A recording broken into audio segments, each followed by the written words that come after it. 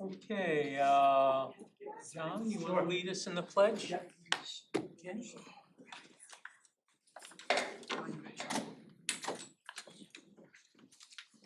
I pledge allegiance to the flag of the United States of America and to the republic for which it stands, one nation, under God, indivisible, with liberty and justice for all.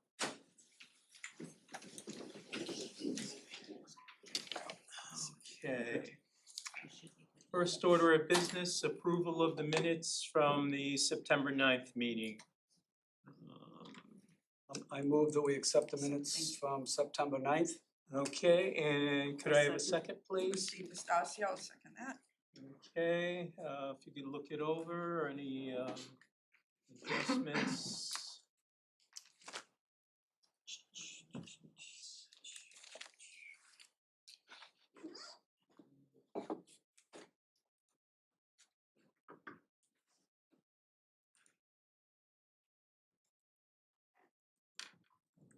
For me to get to the correct meeting date.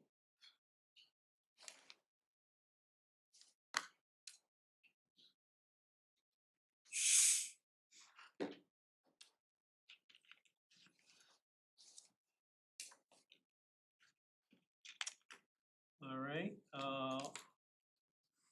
we have a first and a second. All in favor? Aye. Aye. Okay, it's unanimous. Next order of business is the approval of the minutes from the September 23rd special meeting. Make a motion to approve the special meeting minutes for September 23rd. And could I have a second? Second. Okay. Take a moment to look that over. Okay, any adjustments? Hearing none. All approve? Aye. Aye. Okay. Just abstaining because I was absent for that meeting. Okay. Very good. So 1, 2, 3, 4, 5, 6 yeas and 1 abstention. Okay. Next are the recognition awards. I'll turn it over to the superintendent.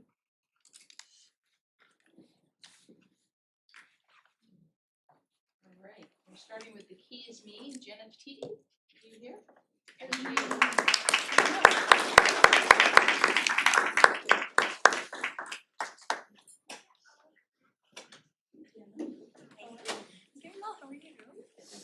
All right, so Jenna was nominated by Kaylin McClung from Teachers Memorial Middle School. I am honored to nominate my colleague, Jenna Petiti, grade 7 ELA teacher, for her outstanding support and mentorship at Teachers Memorial Middle School. From the very beginning of my time here, Jenna has gone above and beyond to ensure I felt welcomed, informed, and prepared to succeed. Jenna has been an invaluable resource, taking the time to walk me through the expectations and culture of our school community. She patiently guided me through procedures, meetings, and responsibilities, always ensuring I understood not just what needed to be done, but why it mattered.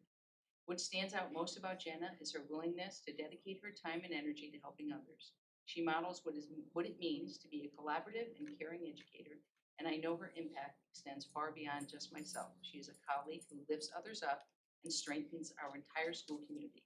She has shown the true spirit of teamwork and dedication that defines Teacher Memorial Middle School.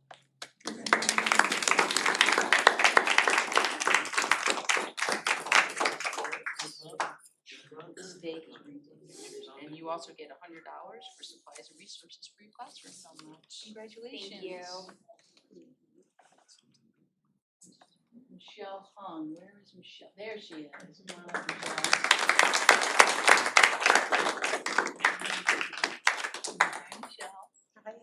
So Michelle is our new admin assistant at Mahan.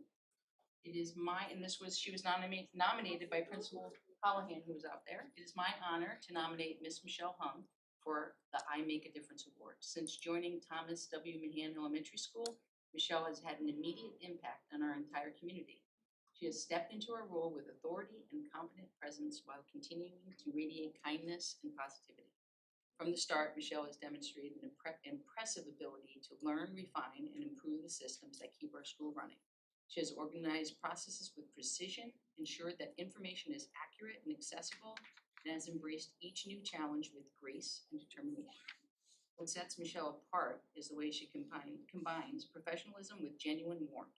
She welcomes every individual who enters the office with a smile and a calm demeanor, fostering an environment that is both efficient and caring. She is dependable, supportive, and always willing to go the extra mile to ensure that students, families, and staff feel valued. She is a shining example of dedication, adaptability, and kindness, and is deeply deserving of this recognition.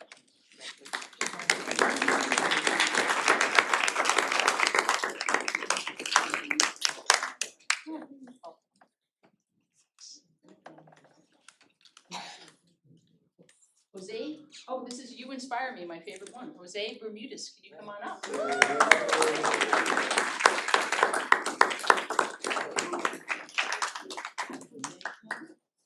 So Jose was nominated by Kaylee Palmer. Our class is excited to nominate Jose for the You Inspire Me Award. Jose arrives at NTA each day with a huge smile and a positive attitude. Since joining us last year, he has shown tremendous growth. This year, he actively engages with peers, playing basketball daily, and serves as the greeter when students return, always asking about their day. His infectious energy lifts everyone, even on days when he's not feeling his best. Jose now requires less prompting and is always the first to volunteer to assist staff or peers. He genuinely enjoys being at NTA, and we love having him here. Jose's resilience, growth, and leadership make him a wonderful role model for his peers.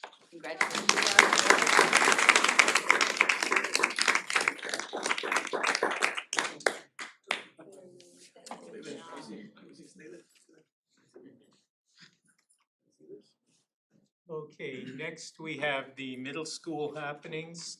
So could the students from teachers and Kelly please come up?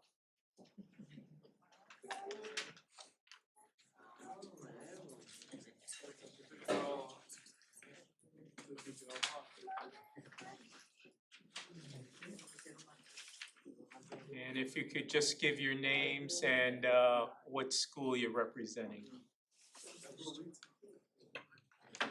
My name is Tenzin Lobsang. I am student council president for Kelly Middle School. Okay, and your report? Huh? Your report?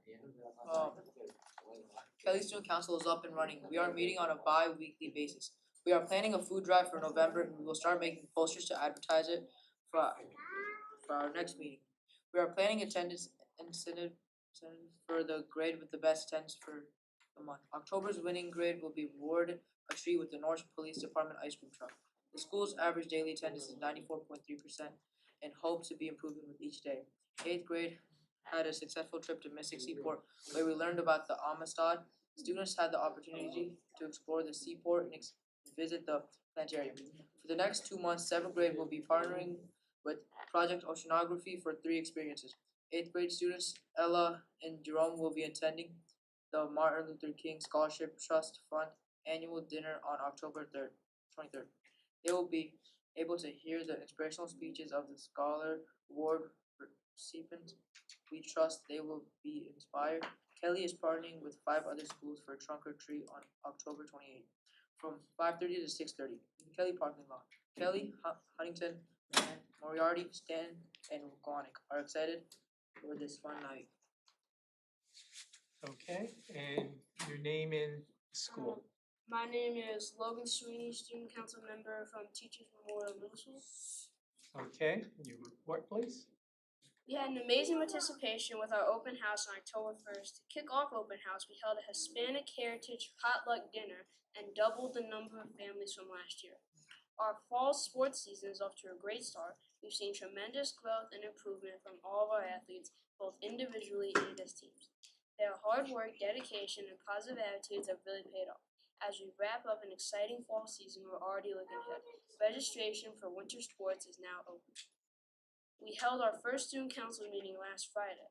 Selected students from teachers and Kelly will be attending the Student Empowerment Day Conference hosted by Connecticut Association of Schools on October 20th at Farmington High School.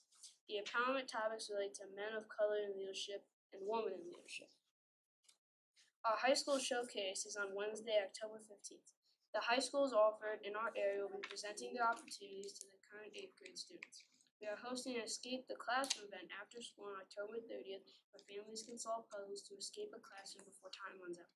6th grade won our attendance incentive for the month, and they are getting a teacher-student swap spirit day on Friday.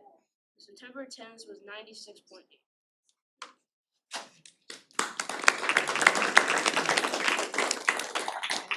And what we'll do is we're gonna take a 5-minute break to go out in the hall and take photos with the award winners, and if you guys wanna have pictures too.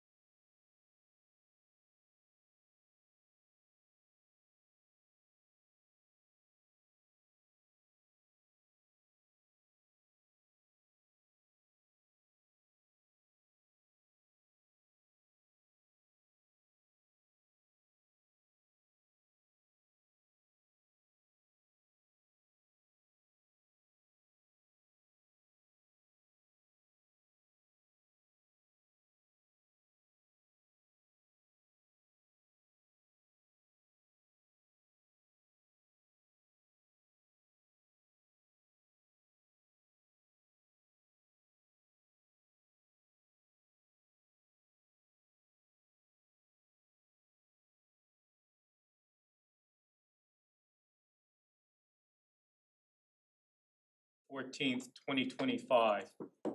Today is Be Bald and Be Free Day, a day to celebrate a lack of hair, whether by genetics, circumstances, or by choice. In my case, I inherited my genes from my bald maternal grandfather. Those with medical conditions or serving in the military have no choice but to lose their locks. And my nephew, like many preteen boys, always sported the pineapple zip look for the summer vacation. Baldness does have its advantages in that you can eliminate combs, brushes, hair dryers, and a whole shelf of hair product. A quick scrub of the head and you're ready to go. Plus, it makes a great canvas for the tattoo artist. This is also National Dessert Day. That sweet finish to a meal can be as simple as a grape or an apple, a slice of pie, a scoop of ice cream, or as fancy as a flaming dessert prepared tableside in a fine restaurant. Nothing compares to seeing your expensive food choice purposely set afire before your very eyes. Holland America for years did a spectacular parade of 40 flaming baked Alaskas through the great dining room on their cruises, until the insurance companies thought it was not a good idea to have open flames in a confined space filled with people on a ship at sea. Alas, political correctness strikes again. They don't even light candles on birthday cakes anymore. I'd like to acknowledge the passing of several individuals this week. First, the actress Diane Keaton. She could do drama or high comedy and had an immense range and likability. She always had a quirky and playful sensibility, and you could tell that she just loved life. Compare her roles in The Godfather and Annie Hall. Watch them again, as they are terrifically great movies. Then, a sudden unexpected passing by a chef from Montville, Chef Jamie Matteo, who owned and ran Donatello's with a Twist. He prepared a fusion of Puerto Rican, Italian, and world cuisine that was infused with love in every forkful. He will be sadly missed and remembered fondly. Finally, there was the diminutive Southern belle who adopted Norwich as her own after moving from her native South Carolina, Miss Lottie Scott. Her will and determination influenced and inspired generations of community activists and politicians in Norwich. Nothing could be more inspiring or fear-inducing than a one-on-one quiet conversation with Miss Lottie. She could cajole or persuade most people to do the right thing and greatly helped in establishing tolerance, diversity, and equality as the goals we should always strive for. We should all continue to walk the path she has shown us. We held a coffee hour and community conversation on September 19th. Being that it was a rainy Friday night, attendance was less than hoped for. Future events will not be held on Fridays. The weather conditions can't be predicted. The board has negotiated a new 3-year contract with the Norwich Teachers League. We'll be discussing and voting on that contract tonight. Then it needs to go to the City Council for approval. We hope to have reports tonight on student after-school activity and sports participation and improved attendance numbers. Well, we've already heard some of the attendance numbers from the middle schools. We'll also get an update on the school building projects. Just drive by Stanton to see the new steelwork peeking out over the roof of the old school, or the changes of the Greenville site with tree, soil, and rock removal. This year is a municipal election year. All City Council, Board of Education, and City Treasurer seats are up for election. And the mayor also. We have a full slate of 12 candidates from the 2 parties running for the 9 seats on the Board of Education. We're all Norwich residents and taxpayers and are elected to this non-paying seat to set policies and look after the taxpayers' interest in your Norwich Public Schools, which accounts for over 60% of taxpayer dollar spending. We'll be participating in a debate on Thursday, October 23rd at 6 p.m. in the Kelly Auditorium, right across the hall from this room.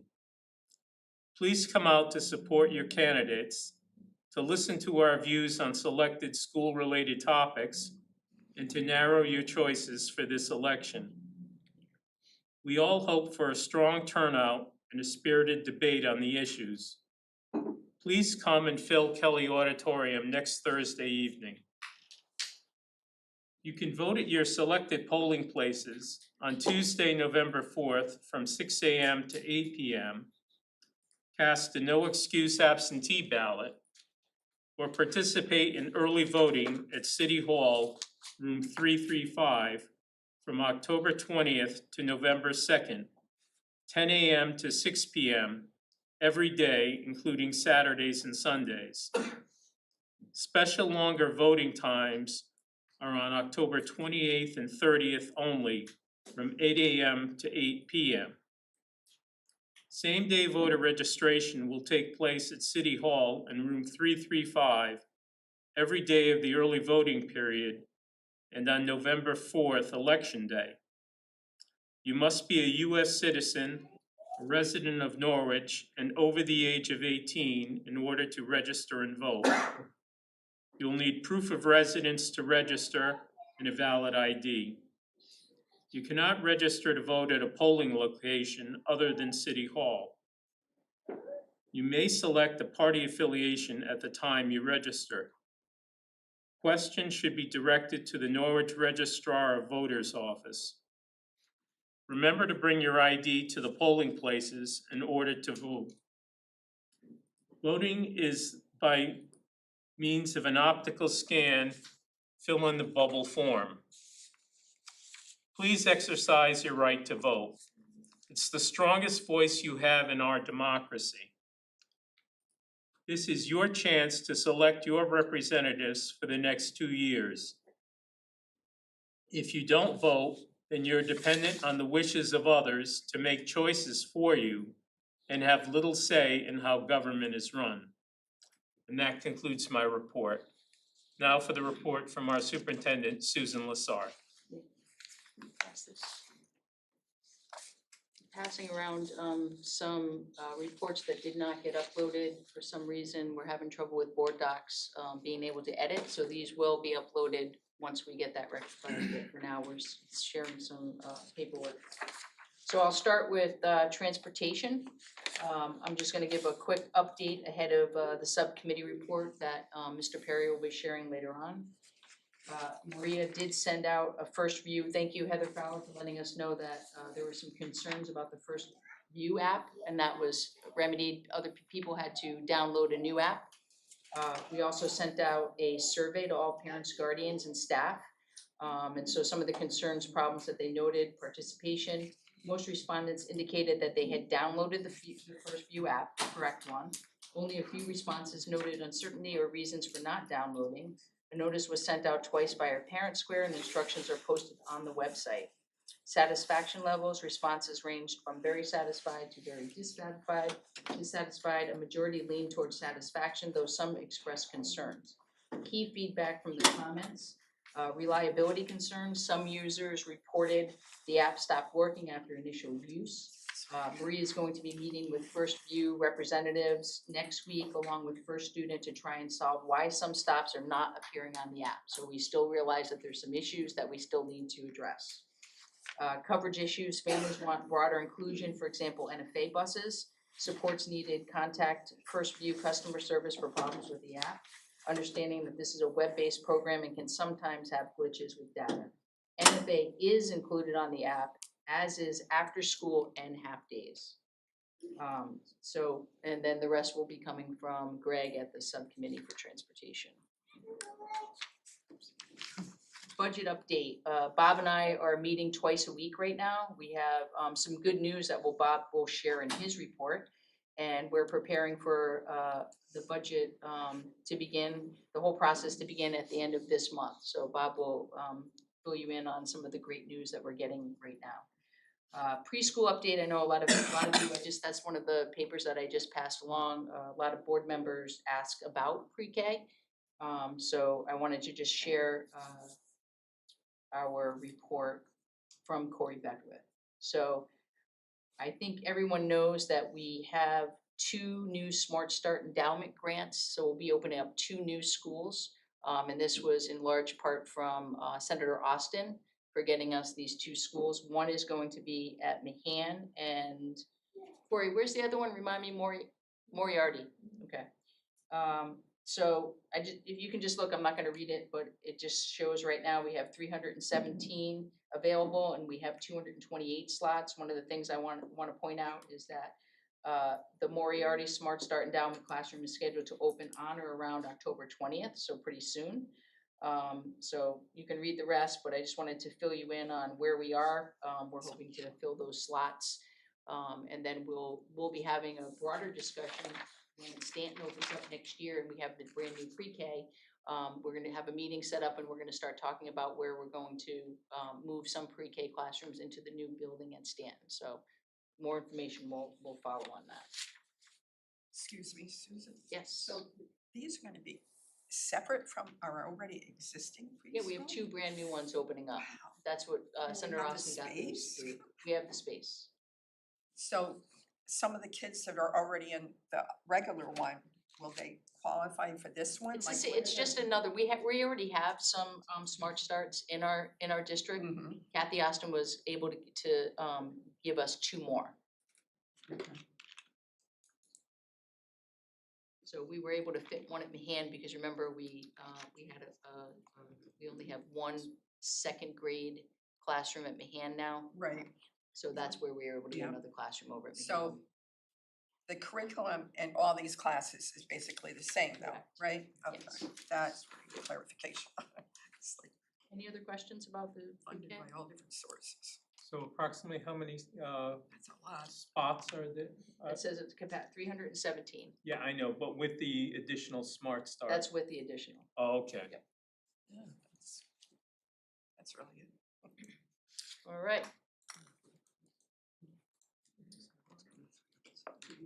Just wanted to give you a little update, Ed, in residency officer report. I just want to really let everybody know how collaborative NFA and Ed are working with the report that everybody knows that we need that report by October. We, make sure that Ed goes through it, and NFA has been great. We've never been so well entrenched with each other on this whole process. So I want to just let everybody know that it went so smooth this year. So that's all set and we're excited about having that past us. And the last thing I want to bring up is our certified staff vacancies. We started out the year with no vacancies. We do have a pre-K special education at Mahan, and that's only because of the new Smart Start classroom. We also need a new special education teacher at Huntington because we have the need for another Strive classroom. So we're opening up an additional Strive classroom at Huntington. So we do have a position open for a special education teacher there.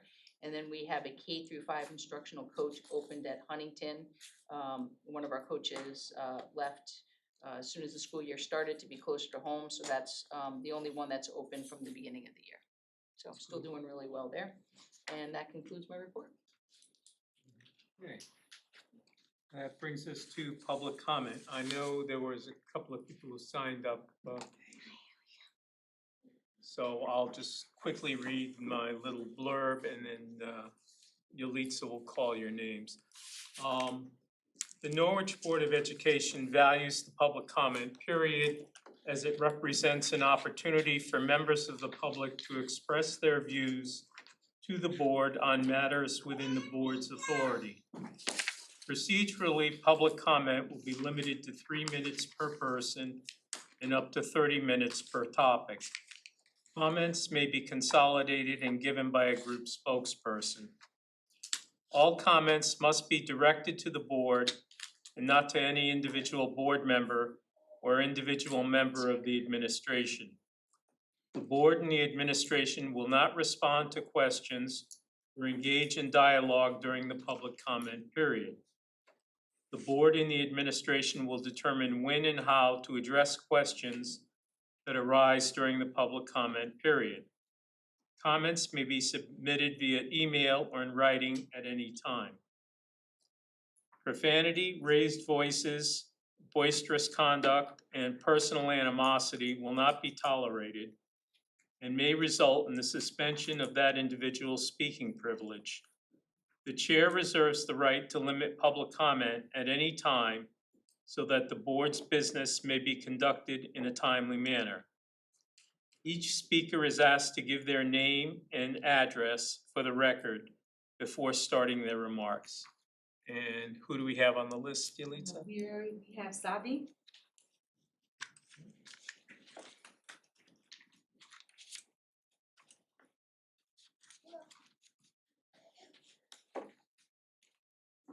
Good evening, my name is Sabi Bhatt, 45 Barrio Road. I've raised this issue before, but it's something that needs to be heard and it's something that can be fixed. We as parents are asking for the safety of our children.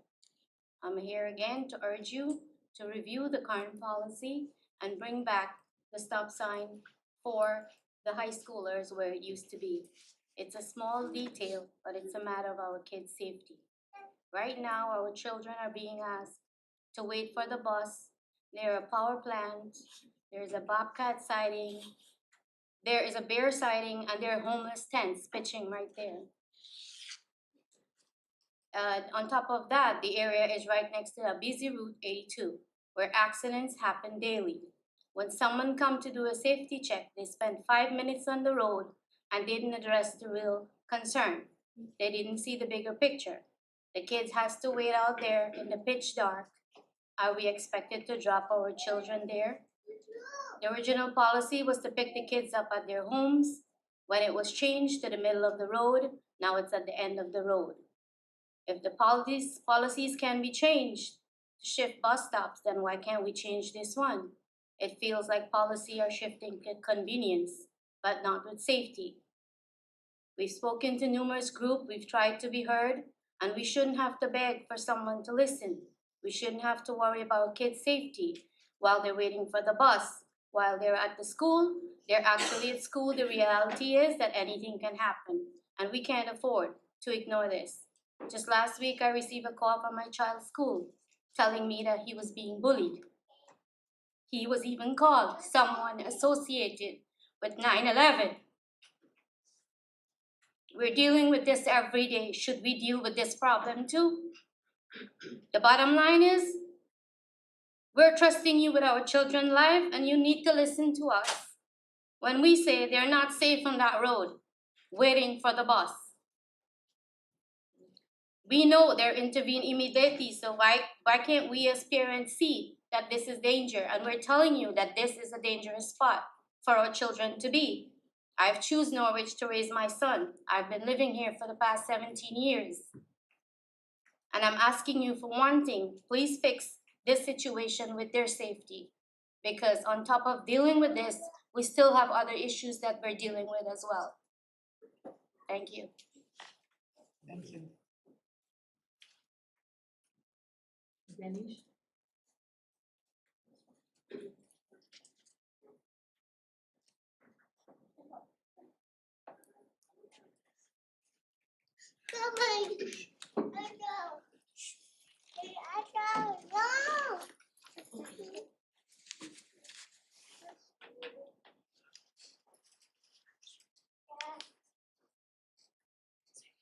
Hi, good evening. We raised this issue before, and I'm here again. When my kids start school, kids were happy and they were enjoying, they were full of life. But after the COVID, the first thing hit, they changed magnet school to a regular school.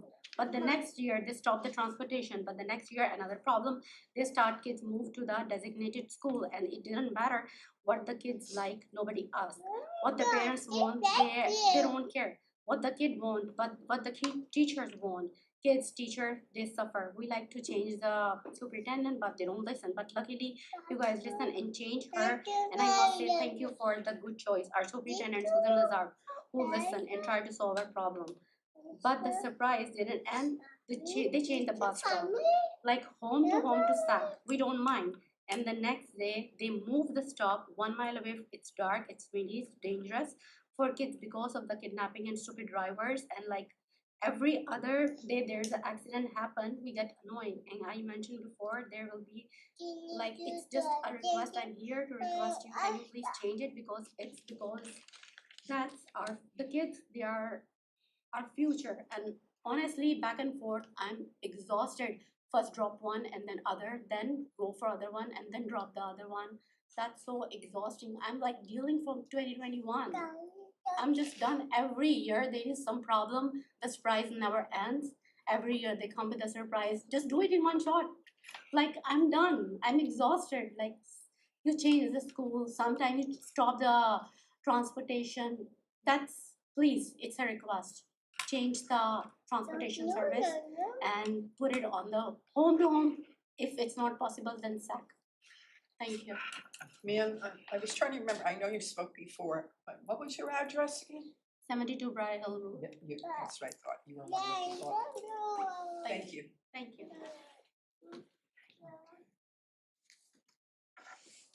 We have Pia.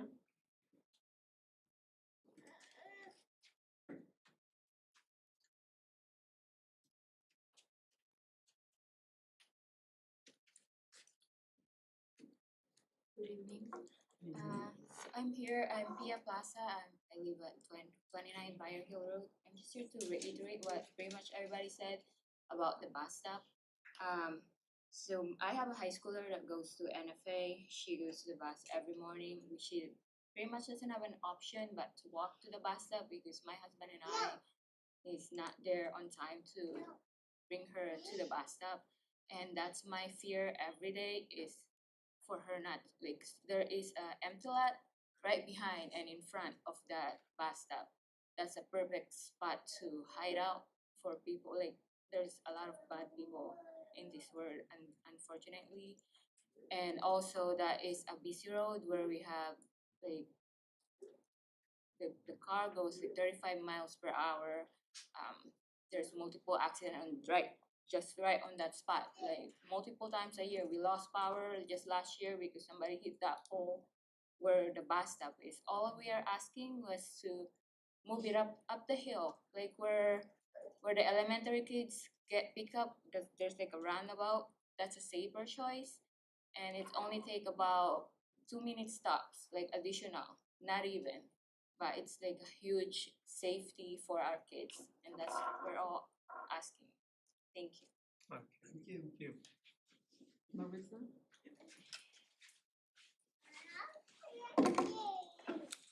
Good evening, Chairman, member of the Board of Eds, and Superintendent. Thank you for giving me the opportunity to speak tonight. I'm here as a parent, as respectful as the board, to resolve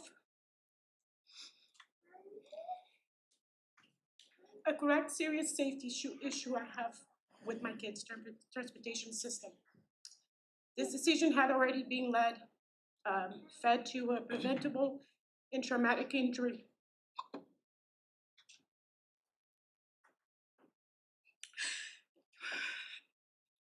To my own child. On April 21st, my son was struck by a car while coming out of school, and I spoke with the chairman, superintendent. Nobody made any changes. I had to go to the state. I'm waiting for the state to resolve this issue. I'm not gonna beg you guys anymore. If the state doesn't resolve, I'll hire a lawyer and I'll take you guys to court to explain what you guys are putting parents to. This morning I spent half an hour with Norwich police because we have homeless people sleeping on the road where you guys move these kids to wait for a bus. And I have to watch this guy park.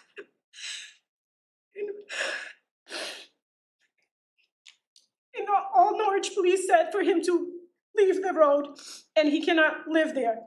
He literally just came and parked right on the Briar Hill Road on a stop sign, put his stand, and he's been there for 3 days. while you want my kid to walk down to Callaway, stay in the dark in 82. I don't feel safe to have him walk. This is ridiculous, and all is about money. We give the city the money to pay you guys, and you guys are sitting in this chair for you guys to make the best decision for the safety of the kids, and all you guys think is about saving $280,000 because you want to put that in the bank to use it for whatever. My concern is the safety of my kid, and I want this change. I don't see the grandmother that was here because her daughter works for you guys. The change was made. Only us was not made. If you don't make the change, we are going to press charges, and I'm gonna find a way of having this change, and no matter what. So I'm waiting for the state to make the decision on their own, because I'm not going anywhere with the city. And I'm done begging people to have this review. I had to spend half an hour today, my blood pressure is high, to be in Norwich Police on my road to have this homeless person decide to just camp there. And I didn't see this morning when I brought my son at 6 o'clock. My Benish sent me a picture of this guy and said, you know, this guy's living here. And I have to deal with this. So, thank you very much. Thank you. Thank you. Michelle? Hi, my name is Marsha Wilbur, but I will be reading a statement from Michelle Burdick, if that is permitted. So, hi, my name is Michelle Burdick. I am writing to express a very important concern regarding the safety of a young student in the Norwich School District. My friend's son, who has been instructed to walk to a bus stop located near a busy road. This child has already been struck by a vehicle near his home, and yet the current transportation arrangement continues to place him in harm's way. As a parent who once faced a similar situation, I feel compelled to speak out. Years ago, when my own son attended Griswold School, the bus company required children to cross a road where the posted speed limit was 25 miles an hour. Despite my repeated pleas, drivers routinely sped through there at 40, 45, and even 50. Sadly, my concerns were dismissed until the unthinkable happened. My 12-year-old son was killed. Only then was the route changed so that children could be picked up on the same side of the road as they lived on. I was grateful they finally changed the route for other children. I share this not to reopen my wounds or anyone else's, but to prevent any more from happening. We live in a time where traffic is unpredictable, drivers are often distracted, and hit and run incidents are tragically common. Children are vulnerable, not only to speeding vehicles, but also to other dangers such as abduction. Asking them to walk to unsafe locations is not just an inconvenience, but it's potentially life-threatening. I'm asking you to reconsider the current policy and make accommodations for this child and other children to be picked up in a location that does not require crossing the road or walking along dangerous routes. The cost of convenience must never outweigh the value of a child's life. I speak from experience and great sadness. My oldest son today, 35, has major PTSD and still will not come to my house unless it's absolutely important. He was 13 when he watched his brother die back in 2003. Please let this be a moment where proactive care prevails over reactive regret. Okay, I'm sorry, do you have an address for Ms. Burdick? Oh, I'm sorry, I don't, but she does live in Griswold. Okay, so she's not a Norwich Or wait, resident. Is she living in Norwich now? She's living in Norwich. She lives in Norwich on Briar? Yeah. I have 50 Brian. I'm It's on sorry. Briar, it's on Thank Briar you. Hill. Okay, Okay, hi, I'm Marsha Wilbur. I live Yeah. at East Main Street, 594. I am also running for mayor of Norwich. I wanted to discuss a few things about this transportation issue. First and foremost, I drove past the liquor store bus stop this morning again, and regardless of what was said at the debate, where one candidate said, I believe that's been changed, I believe that's been implemented, there were many children at that bus stop this morning. I even watched the bus pick them up, so it's still there. For me, it's an issue of morality and morals and experience.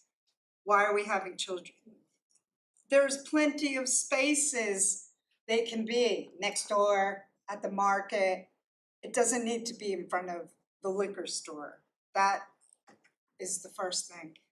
Another thing I wanted to mention was last time I was here and decisions were being made, someone mentioned, well, the people voted for us, so we're gonna make that decision according to, yes, someone said that at the last meeting I was here.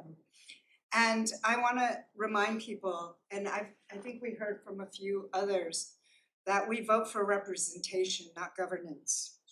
And governance is a part of it, but we really do vote you in so that we can be represented, right? And I understand your policy is based on guidance from the state, right? And I understand both sides. You wanna save money, you wanna hire a multilingual teacher, but the safety of our children really, in my opinion, should come first. I don't know, do we have a buzzer? Stop me anytime. And the last thing I really wanted to say was that, you know, the budget's not the problem. The problem is the people managing the budget. Thank you.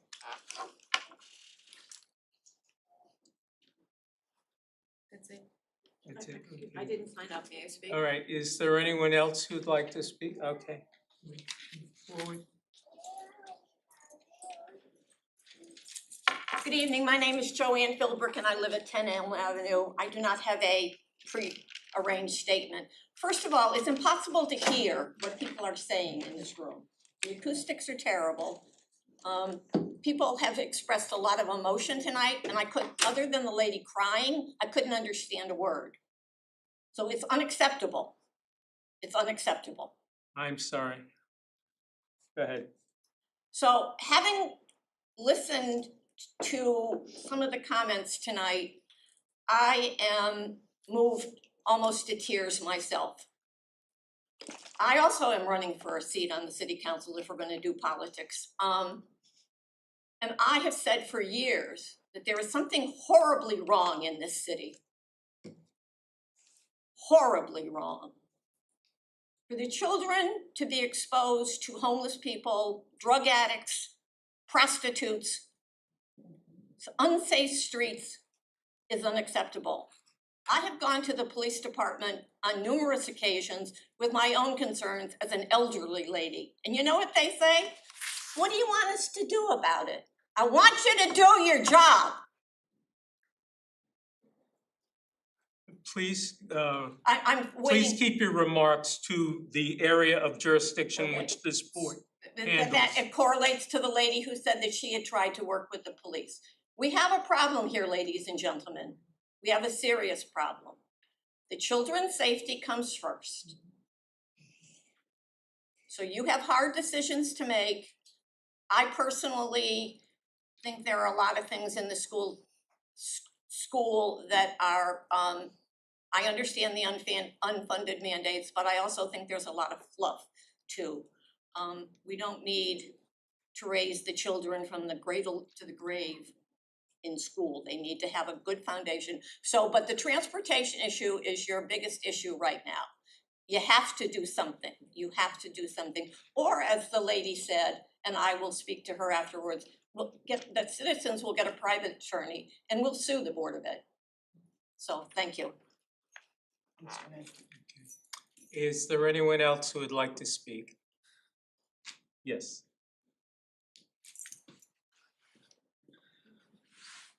Good evening, Mr. Chairman. Yep. I am a student of the Norwich Academy, and I Okay, would like to get my views out. Excuse me, what year are you in? 9th grade. okay. With all this stuff going on, with the bear sightings, the drug addicts, the homeless people, and the crazy drivers on my street, I just don't even think I'll live past graduation.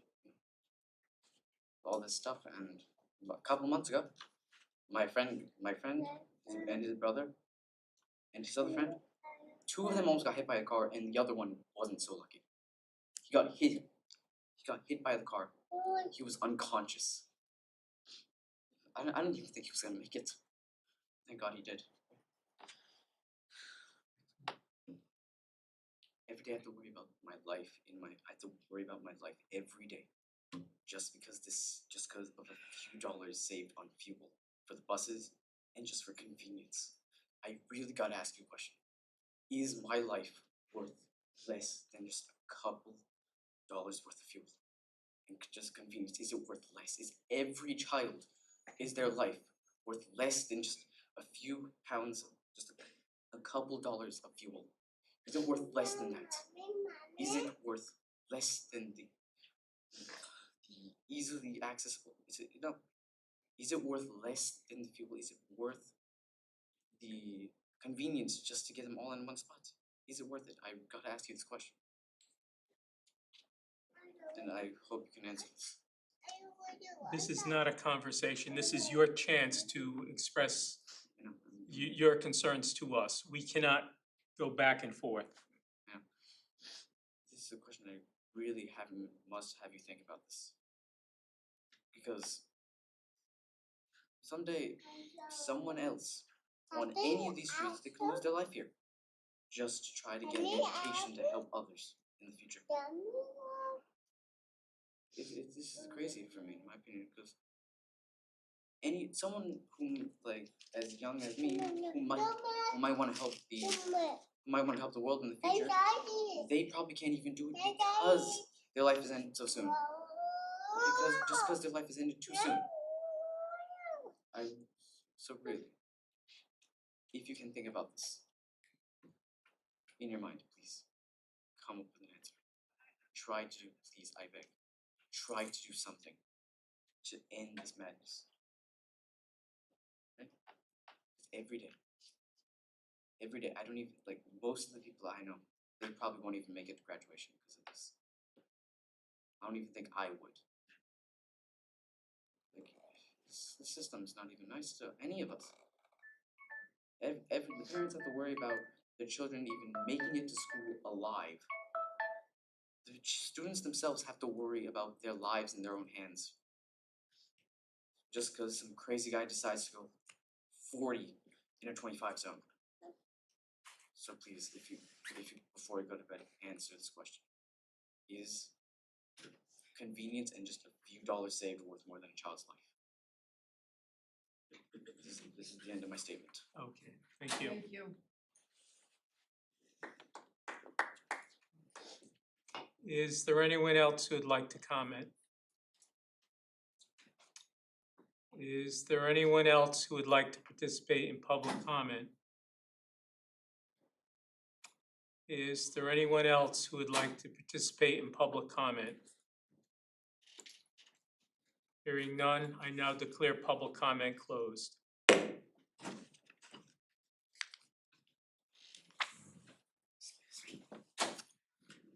Okay, let's continue reports. The Assistant Superintendent, Jamie Bender. Wanted an update on athletics, attendance, and hearing some good news there, so it's in your board report, but I'm gonna highlight some of those items that you requested. Right now, we have, where's Joe? Oh, you got it right there, oh, there you are, okay. Joe's firing up our latest initiative that Patrice Marandina, our coordinator of strategic initiatives, has kind of ignited with our athletic departments. So I wanted to share with you our most recent media day where kids were really excited, our athletes were really excited about and proud of these moments that we'll be sharing with their families. So there's that part. 112 students are participating in our fall sports currently, which is great. We're getting some wins in there, and lots of support from their schools, as you can hear from the 2 middle school representatives today.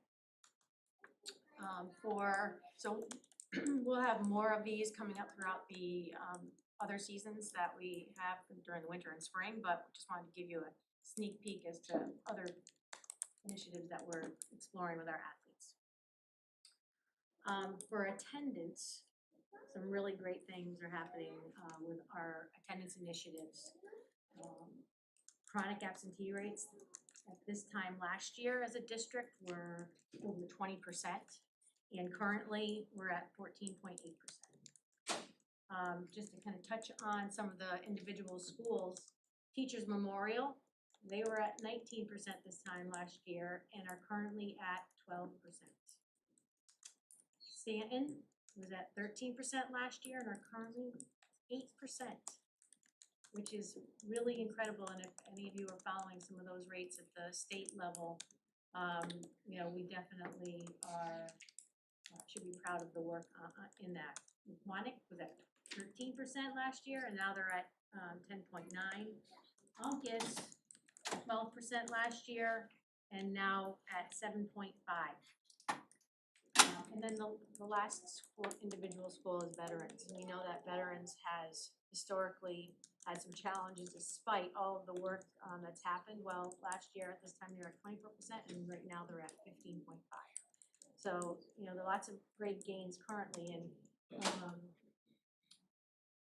and this all is about intentional moves with how, you know, we're looking at this as a district initiative that's being carried out by principals, by the teachers, by parents. They're embracing some of the things that have been put out there for them, posters, attendance coordinators that are leading this work. So, you know, really great things happening with attendance, as you can discern. Any questions about that at all? That's great. Extended learning.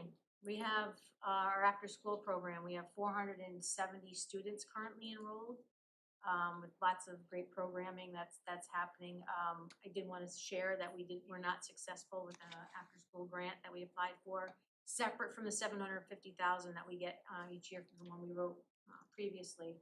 But you know, through our analysis, the schools that were successful were all small communities, and the others were put forth by the others were put forth by community programs. So next time this comes around, we will work with a community organization for them to submit the proposal, and perhaps we'll be successful. But you know, we took the feedback that we got the last time it was submitted with the administration before us. We did all those things, but again, they went to smaller communities and then community-based organizations, not large schools.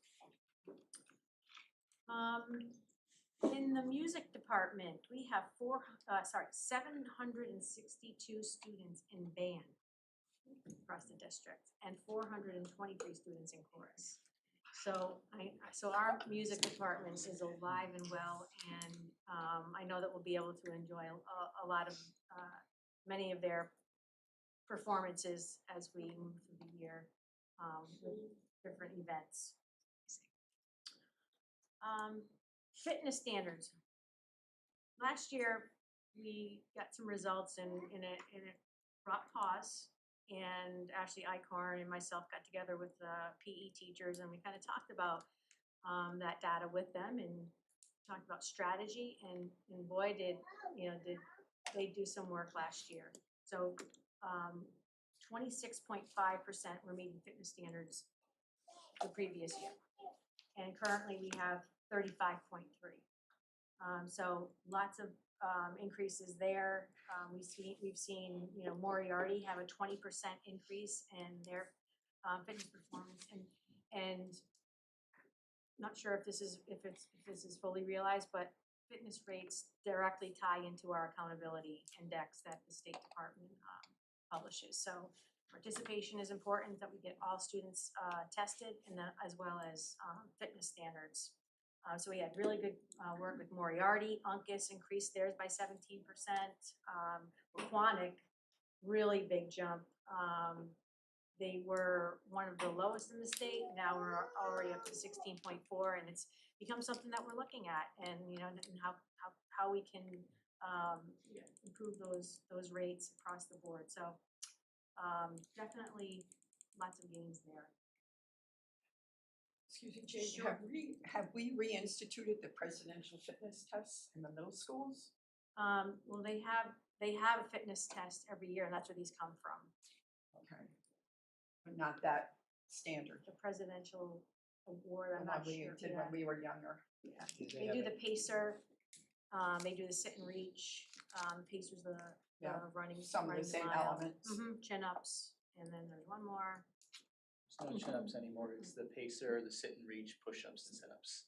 Sit-ups, pacer. Push-ups. The other one? Pacer, sit and reach with Push-up. flexibility, push-ups for upper body strength, Yeah. and core is the curl-ups, they call it. Curl It's ups, So basically not sit-ups. chin-ups. But curl no ups. running at all? But that's, they're Yeah. basically sit-ups, they're not. Pacer. with The the Pacer's bar. running. The pacer is running. What is what's the pacers? What is that?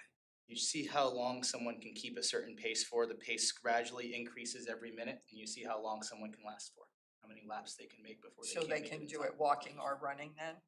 You could walk fast at the very beginning, but once you get past 1 or 2 minutes, you have to be jogging. Thank you. Thank you. So as Mrs. Sarv mentioned in the beginning, we're having trouble uploading all this information to board docs, but we'll be following up with an email with this data, as well as some academic data. But I do want to give some kudos to some really marked gains that we've had. We've had, you know, our 6th graders going to the middle school, marked gains in ELA and math on their IXL performance. We had 8th graders in math showing some growth, as well as from year to year, but also the cohort, so from the 7th grade moving into 8th grade. All grades are seeing growth in ELA based on our most recent screening data. We started off this school year with 36% of our students on grade level as opposed to 32% last year. But again, our kindergarten students are, we have 5% less on below grade level than we did last year because of the work with our pre-K. So really, we've had a lot of positive feedback from our kindergarten teachers this year with readiness skills of our former pre-K moving into kindergarten, and we're seeing results in the DIBEL scores as well. Major growth with our students with disabilities from grade 1 to 2.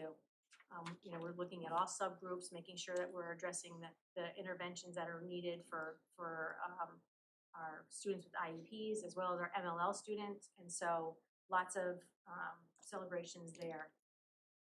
MLL students, amazing gains with cohorts going from K to 1, 2 to 3, and 3 to 4. So we're continuing to focus on our ELA in that regard and seeing some great results. So again, we'll be sending those to you in an email so that you have them at your fingertips, and please review them and follow up with any questions. You can send me an email or at our next board meeting. Quick question. Yeah. When I was reading the DIBEL's screening, phonics assessments and the numbers and all, which were good, it mentions that the grade team levels meet. Is that just within the school, or is it all 2nd grade teachers get together? Both. So schools meet as grade level teams to look at the data, analyze it, and then come up with action plans. But we also do that as a district level too, usually on a PD day like on November 4th. That's good. Yes. So that we are, consistency is key across the district, and that's really, you're seeing results from that initiative, making sure that we're all on the same page, that we have viable, guaranteed experiences across grade levels, across our district. Thank you. I figured that, but I just had to ask. Are we doing, I'm sorry, I've lost track, after school, the, like the extension program that you did for kids who wanted additional help? We still have that going? We have, so we have our extended learning program. Right. That's 470 students that are, you know, we're trying to improve attendance, engagement in the class, academics. So that's the 470. Then we talked about building that up with students that, you know, needed or wanted enrichment, maybe identified by the school as you know, benefiting from that kind of experience. That will come soon. It's just not, that's not, we had to start the year with our extended learning. And then we also have All Stars, which is another after-school program that's specifically targeting our K-1-2 students in ELA and math, and that will start in January. Okay. All of that's grant funded. Thank you. And does some of this tie in with the nutrition program and the dietitian that they have on staff now? Yeah, how's well, that going with well, the dietitian?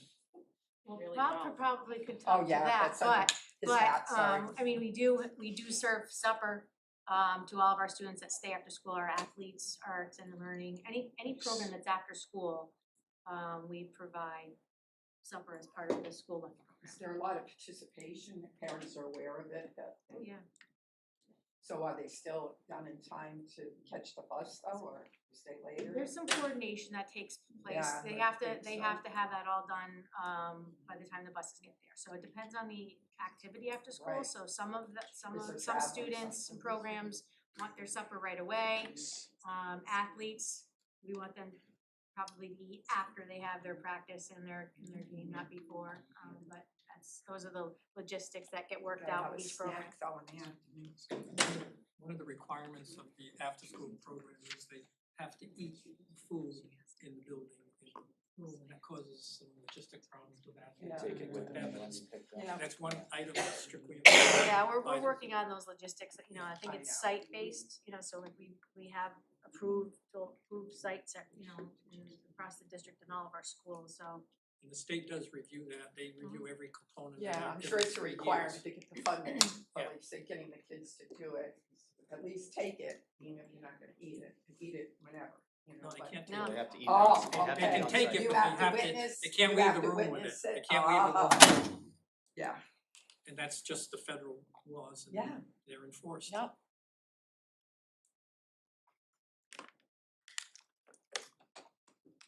Okay, that's it, Jamie? Yep. All right. Lisa. Yes, good evening, everyone.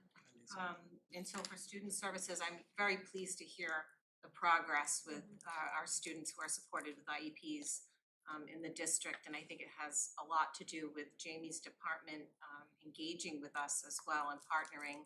At one of our recent meetings with our special ed admin team, we had Ashley Eichhorn come in and talk with us about some of the work that's happening with some of the assessments of progress monitoring tools, as we have a really nice partnership. She's also helping us at Rose City as well. So it's just really nice to see how all of that shows up in the data.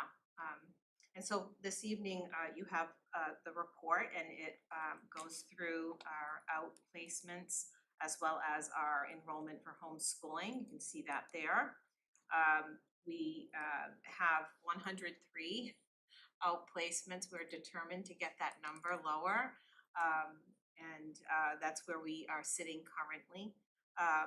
In addition to that, around this time of the year, I like to just give you an indication as to where our disability eligibility looks, what it looks like in a picture, a snapshot for the district. And you'll see it doesn't dramatically change over time. We have pretty much the same types of numbers. Year to year, we have a higher population of students on the spectrum, the autism spectrum. And you can see kind of the breakdown illustrated, excuse me, in my report. And then hearing impaired students and traumatic brain injury are not represented because the numbers are too low to confidently report here. So that's the district at a glance, overall eligibility. And then I've asked the department coordinators, our mental health coordinators, to talk a little bit about what their departments are up to. And in student services, we attend the department meetings, but I think it's always a good idea to give you an idea as to what is happening. Our school social work department is working, as all departments are, really hard in our SRBI or intervention models. And they're working on interventions with students, seeing students in caring schools community curriculum, and being trained as coaches. They're working hard on, in addition to that, with some professional development that's going to be working the district's threat assessment protocol later on this spring. The school psychologists are a great group, and they're doing a lot of outreach as well. They've met with out-of-district liaisons and the liaison with our parochials and private schools to kind of get on the same page about evaluations and whatnot. And they are also working on a lot of different professional development options for their department. Maddie Delicio, our speech coordinator, she's like, I think you should put that picture in there where we had the 50 and we were celebrating IDEA, so you'll see that picture. Again, that's the speech department. They're really proud of their work, and as they should be. They're working across the district in our Rose City School, assuming additional roles in working at, across the district. We have 2 new speech language assistants, SLPAs, new to the district, and they're just a great group. In addition to that, our school counselor coordinator, Anne Marie Henry, gave a little bit of a report talking about their facilitation of 504 plans and accommodations in the district, as well as their lunch bunch groups and all of the things that they're working on as a department. So I'm very proud of the whole department, and really an honor to kind of highlight some of the work that you may not hear about each of the months that we're here. And then I know that Mr. Kulos had a bunch of notifications of what month it was, but it's also Dyslexia Awareness Month as well. And in that vein, this year we've been talking a lot with our resource teachers, our special educators, about ways in which to pilot some programs. So we've purchased some multisensory reading kits and math kits, and we're working on some different instruction, really bringing high quality instruction, continuing that for our students with disabilities. And so I'm really proud of the work that's being done there. And that is what I have for you tonight. I also would like you to take a look. I always forget to say this, and I don't mean to. Our school health report, Laura Dietrich puts together each month, and the school nurses continue to work very hard every day. And anytime I'm in the school, I pop in to see them. They're really unsung heroes. So great job from our nursing department as well. And I'm happy to answer any questions. Rose City School numbers and resilience numbers? Yes, so the resilience numbers are in flux right now. I know that I believe there are about 6 or 7 students, and we are at 11 for Rose City School, but we are anticipating more enrollment. We're also hearing from other districts as well, which is exciting. So I do anticipate those numbers to grow as we get going this year. I'm very happy to see the school resilience numbers. They're at a higher rate than I thought they would be originally. I hope we can get to about 20 students this year. Lisa, I don't know why I'm confused about this, but I didn't fully grasp that we offer choice for elementary and middle. Awesome. When we see the out of district. School choice, yes. So is it based on a special need of the student, like that a student decides to go to Isaac instead of one of our schools? Like, No, it's just the parent's choice, but they could have an IEP that we would need to. That's what I mean, Yep. okay, but some aren't, it's just a choice. Correct. We still have that choice at that, cause I know how we cut down on the number, for high school. Yes. But, Yep. and also transportation wise, are we providing that transportation also? Double check on that. Only for special education students, were you talking about? I'm sorry, what? Not whole. Are you talking about if they go to RMMS, Regional Multicultural Magnet School, or any of the magnet Yeah, schools the in London? elementaries and the We are middles. not responsible for That's what I thought. I transportation thought that was unless they're changed. special education and it's in their IEP that they need special. Then we have to, So but only special, if they're just only, yes. picking up. All right, thank you. And I know you So if it's in mentioned, the IEP, we Correct. have, Yes, I'm sorry, I misunderstood that. but it Yes. has to be something specific that other school is offering now that we don't have, I would Not think, necessarily. right? Not Parents- necessarily. Parents can choose, so sometimes they do. Okay, thank you. I know you mentioned. I wasn't, yeah, I never had that, Magnet schools are open to Everybody. yeah. anyone that wants to go. And I know, Lisa, you mentioned dyslexia. How good are we at, our success rate at diagnosing that? Well, I think that, if we look at our numbers, we have a lower rate of specific learning disability with dyslexia in the district, although that's under the eligible one, that would be the primary eligibility category. I think that we're making great strides. We have really caring and wonderful special educators with a variety of training in multisensory teaching like Orton Gillingham and Wilson Reading. And those are the types of programs that we would want to have for students that have that significant reading challenge. And that kind of overall support, but it's also important to remember that it's, reading and math and that whole approach for our students. So I think the success of our Reading Institute in the summer is one of those things that you can say, wow, look at this, if we can do some of this work throughout the year, which we do. In addition to that, I should have mentioned that we have 3 new coordinators of instruction for special education, and they're really guiding some of the work that's happening.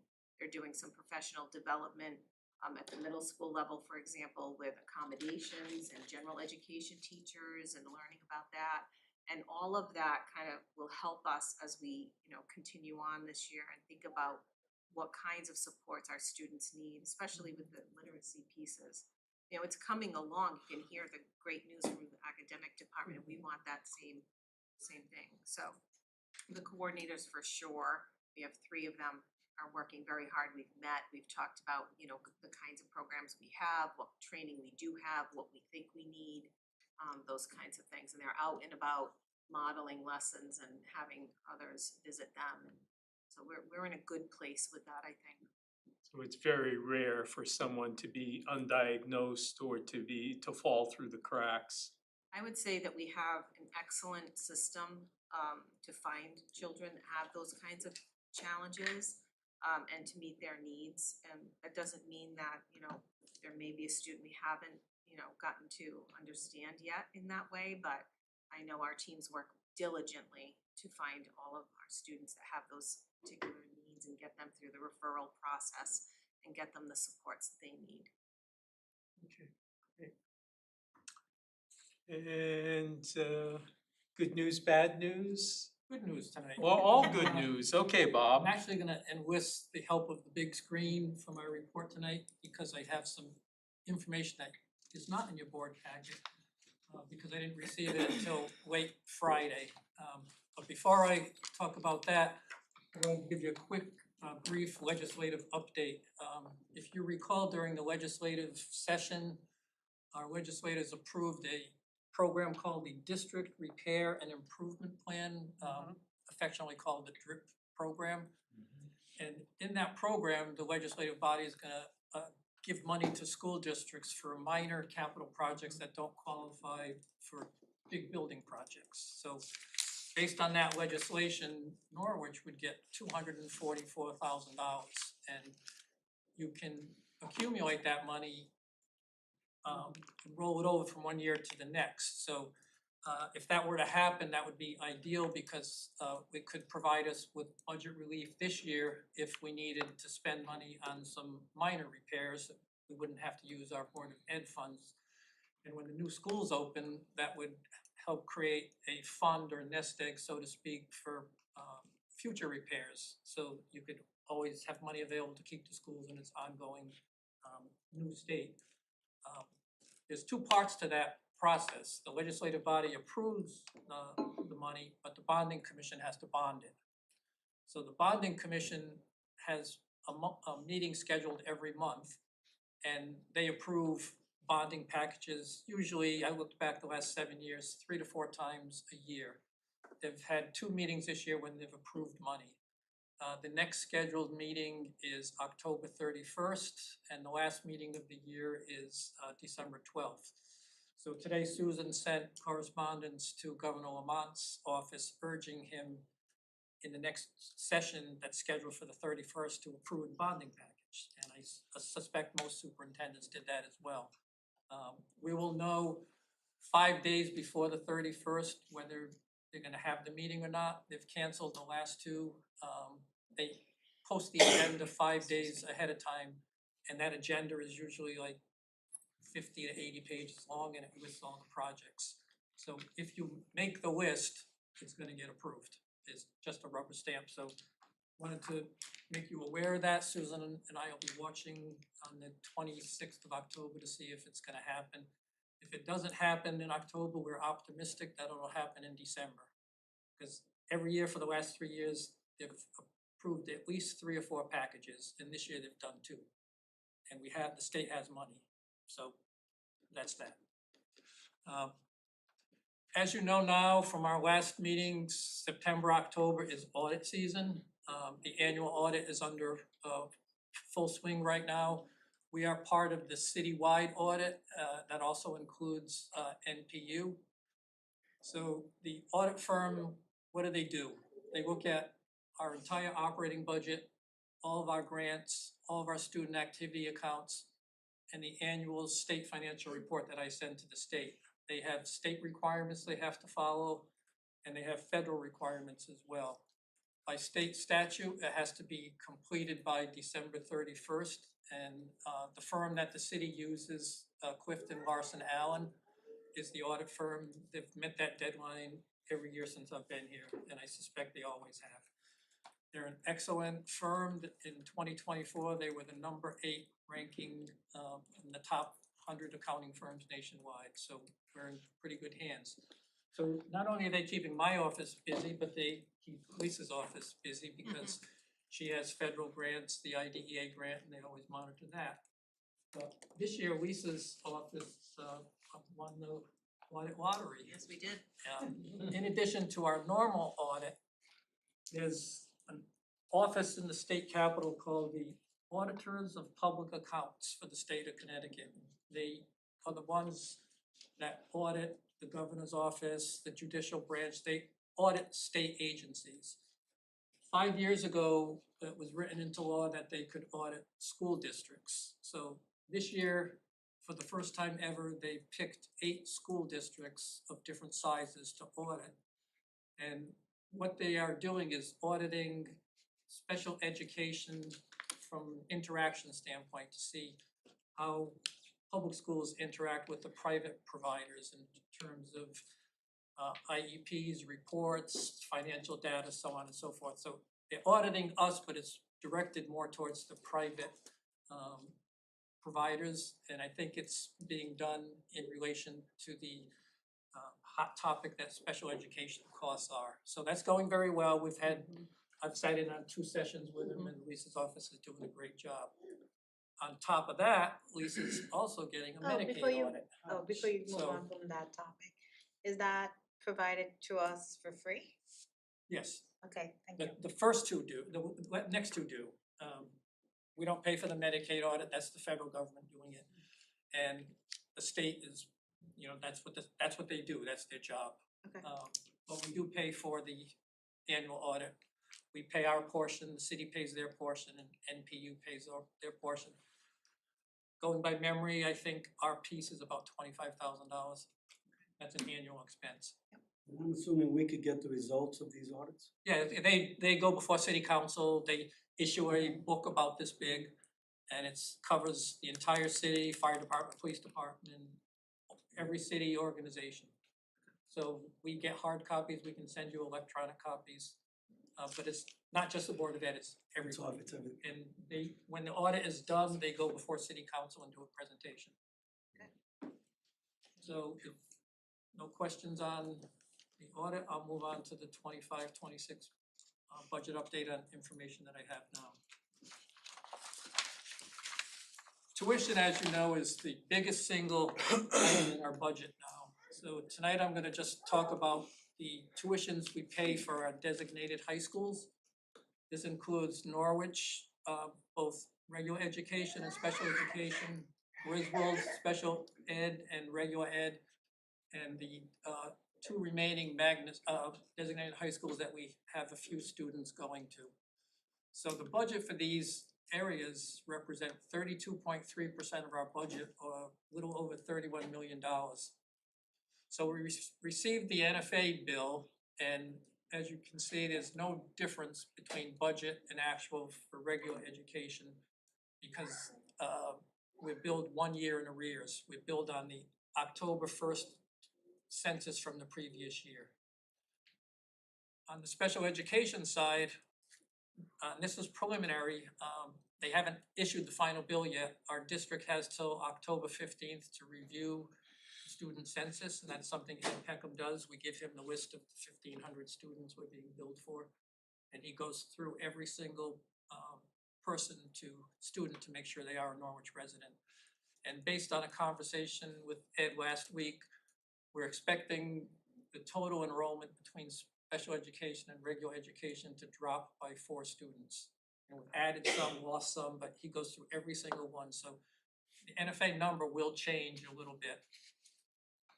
But on the special education side, if everything were to be true based on the information the headmaster sent us last week, we'd be a little over $274,000 under budget. So that's really good from a financial standpoint. Griswold would be $127,000 higher on the regular education side and $65,000 higher on the special education side. And probably the reason for that I'll cover in the next slide. Both Waterford and Bacon and Colchester are less than budget. We only have 1 student still attending Waterford. Bacon, I don't have the exact number in front of me. So overall would be $152,000 under budget. That's roughly 1/10 of 1% of our total budget and 4/10 of a percent of that designated number. So that's a good financial news. Last year at this time, we were about $1.7 million over budget. So this really makes me happy. You have any questions on that slide? All right, now we'll get into the numbers a little bit. So again, this is NFA is a really big piece of our budget, just under $30 million. Already mentioned that they bill it 1 year in arrears. This is the interesting thing for next year. The October 1st enrollment compared to last year is down by 66 students.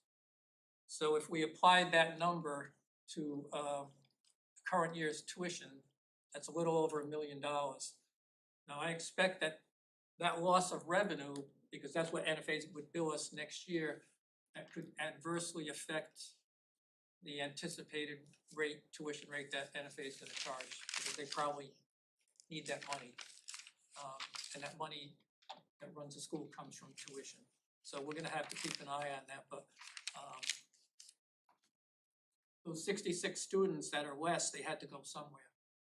It could be a variety of things, but it's trying to get inside those numbers. For instance, was the graduating class much larger than the incoming class? That could account for that. Did more students leave Connecticut, go to other towns? Did they go to magnet schools? Did they go to Griswold? So I'm assuming a few of them did go to Griswold because that might account for the increase in regular education by that little bit of money, $120,000.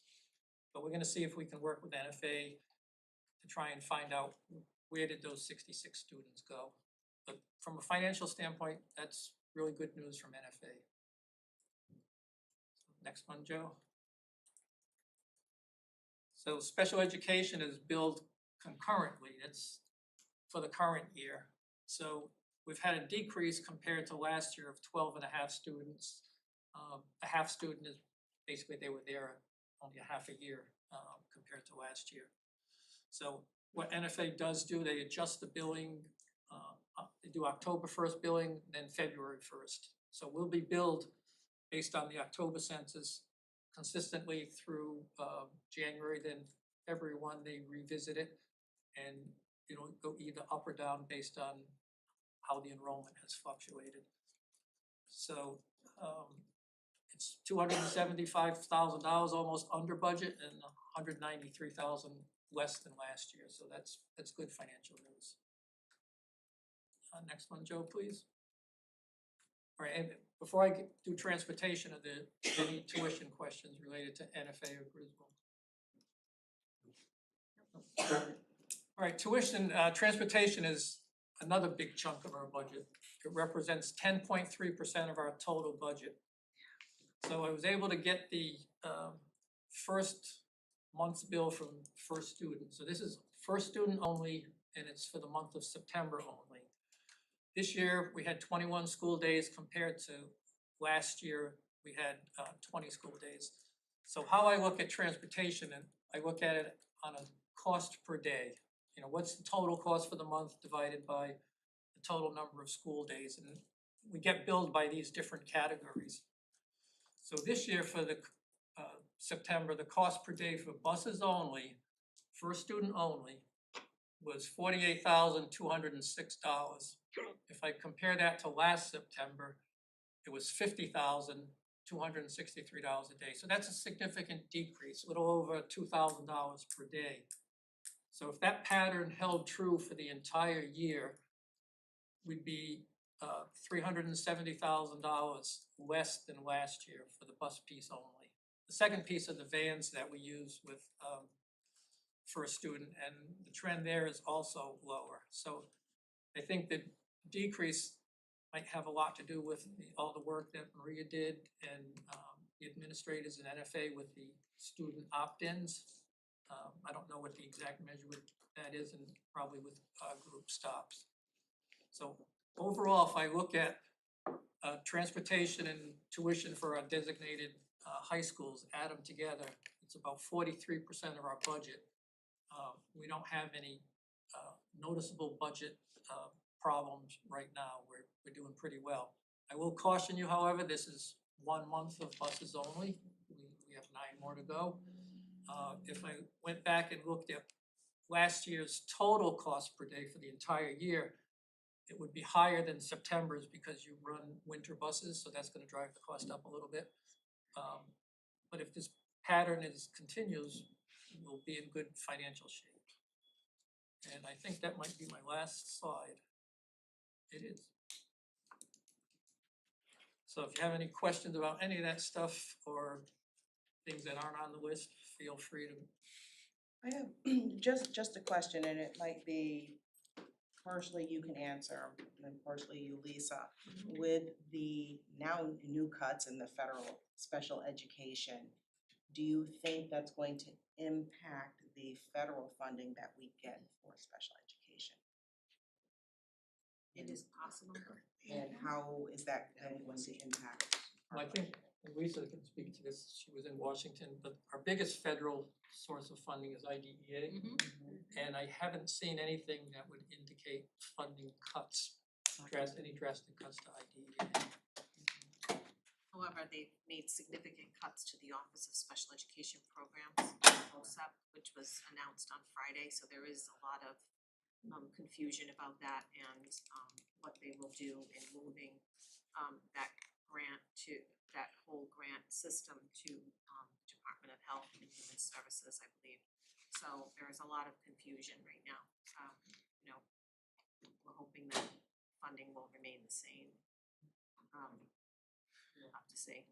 Yeah, and along those lines, we know the new grant to assist districts with special education costs called the SEED grant. we're getting $605,000 this year, and we're supposed to get that next year. I haven't heard, is it gonna continue beyond that? The state authorized 30 million for this year and 30 million for next year. I hope it doesn't turn into one of those deals that you get $605,000 2 years in a row and then the plug is pulled, because now you have spent the money and you have to spend it on new initiatives. You can't use it to fund your current existing budget.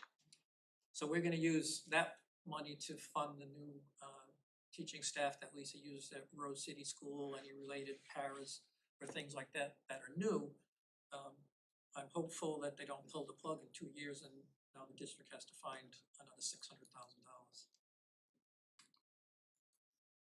Because I was just concerned that with those cuts made to the department, if that may potentially delay funding being released, and then where does it put us, you know, budget-wise? Does it then just leave us kind of in limbo? Certain areas of the government seem to be, I don't wanna say immune from that, but one of the concerns that a lot of districts have is with food services, free and reduced, is the funding for that gonna go away? Or is it gonna be impacted by the shutdown? And right now, everything we're getting says, no, there's no impact to feeding children. So it's, again, every day could be a different day, it depends who says what, I guess, in Washington. Right, I just had a question about U-Bus, but I think I see just the different number of days, 21 days compared to 20 is where the cost saving is for this month on the 71 passenger buses. I didn't hear the end of it. So it's the different number of days. We had 21 days this year compared to 21 school days, it was 1 day, but it's the total cost divided by 20 days for this year, the total cost divided by 21 days for last year. So it's the cost per day. If you just looked at the cost for the month, it wouldn't be an accurate measurement, because like February might. But this year, it looks like when you do the cost per day, 23,455 compared to 23,351, just on the regular 71. Oh, that's the regular, yeah. It's The broken up regular by- straight buses by stops. category. Okay, but it's late runs, where we're saving money is on some of those other buses, the late runs and some of the vans. The Yeah, so if you regular. look at NFA late runs, there's very little, it's $99 versus 83. It's not a significant piece. The midday runs are pretty close. The late runs have dropped a lot. But it looks like the regular 71 is about the same. Yeah. So that's not where all our cost savings are coming from.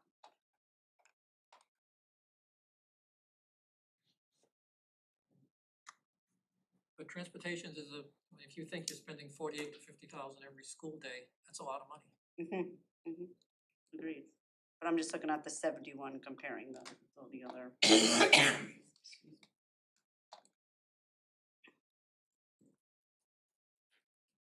And what's scary, Bob, is the 2030 mandate for all the buses to go electric. Yeah, well, that's a hot topic. That's a hot topic, and that's sort of out of our hands, really. That's on the Susan's state been level. active. She sent a letter to Senator Ross and some other legislators.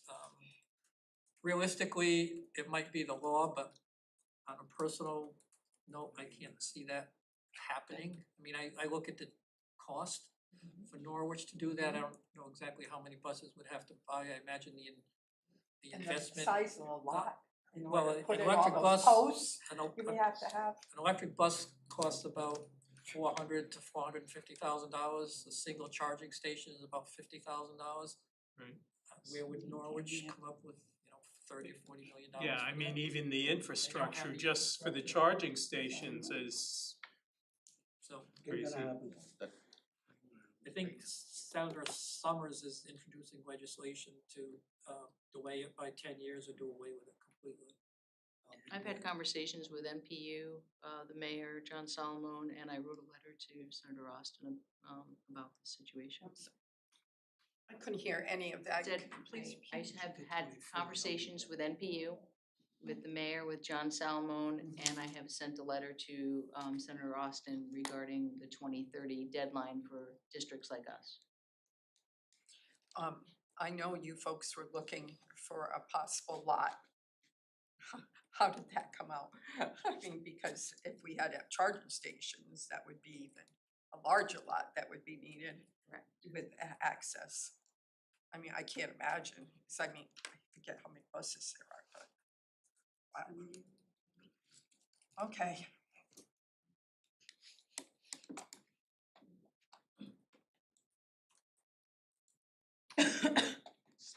All right, go ahead, Bob. He's off. All done? Yep, I am. Oh, okay. Just waiting any other Oh, questions. yeah, the other thing I saw was in the, your report, the meeting report, that certain things had already reached 100% of spend down. But that was like for supplies or long-term leases and whatnot, I guess. So those things are paid yearly, I imagine, and once they're, Or they're well, once they're encumbered- or expended, that's encumbered, so it. you know you're gonna pay them. Okay.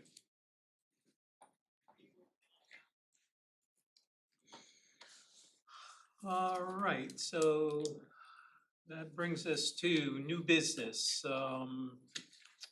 So we have several things for board review. First read.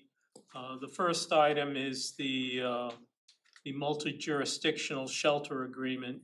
That's in board docs. This is actually, we need it, they're looking for feedback, edits, or anything. I'm gonna have actually Matt Brown come up and speak about this.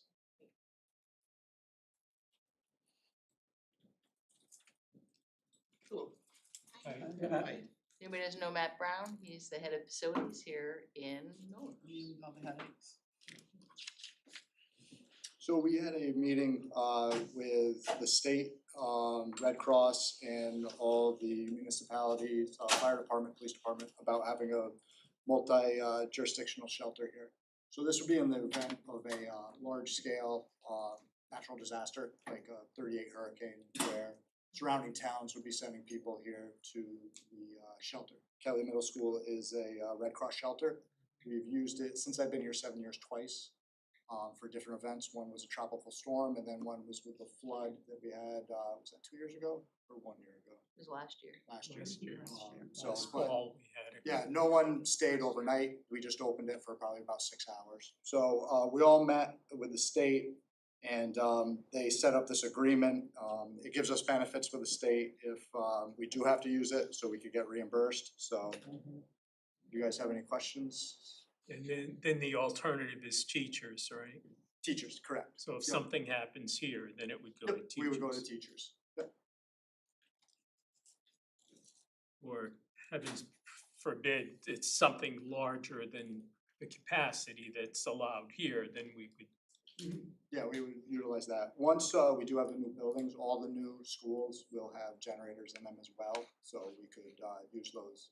But this would be on a very large scale event, which typically, knock on wood, doesn't happen. Right, it's not like a warming shelter, it's for emergencies, Yep. it's for large emergencies. Yes. Yep. Is this new with different districts? So the different areas around Connecticut, I think this agreement came from up north around Plainfield. They took their agreement, rewrote it for our area. Okay. When we sat in the meeting, we sat with the state and looked at this and, added different stuff, particularly to our area. But we've always been a shelter for these Yes, communities. we've always, This is now full, yes, I okay. believe so. All right, makes sense. And I see any of the other communities, they're supposed to help pay for, take care of expenses and everything. So we we're all couldn't- covered on every. We couldn't staff it, they could actually send their staff here to work it as well. And I think Norwich is still a designated town for millstone evacuation if Sure. Something happens Yeah, there. because I think Norwich Tech was to Millstone. Pretty sure.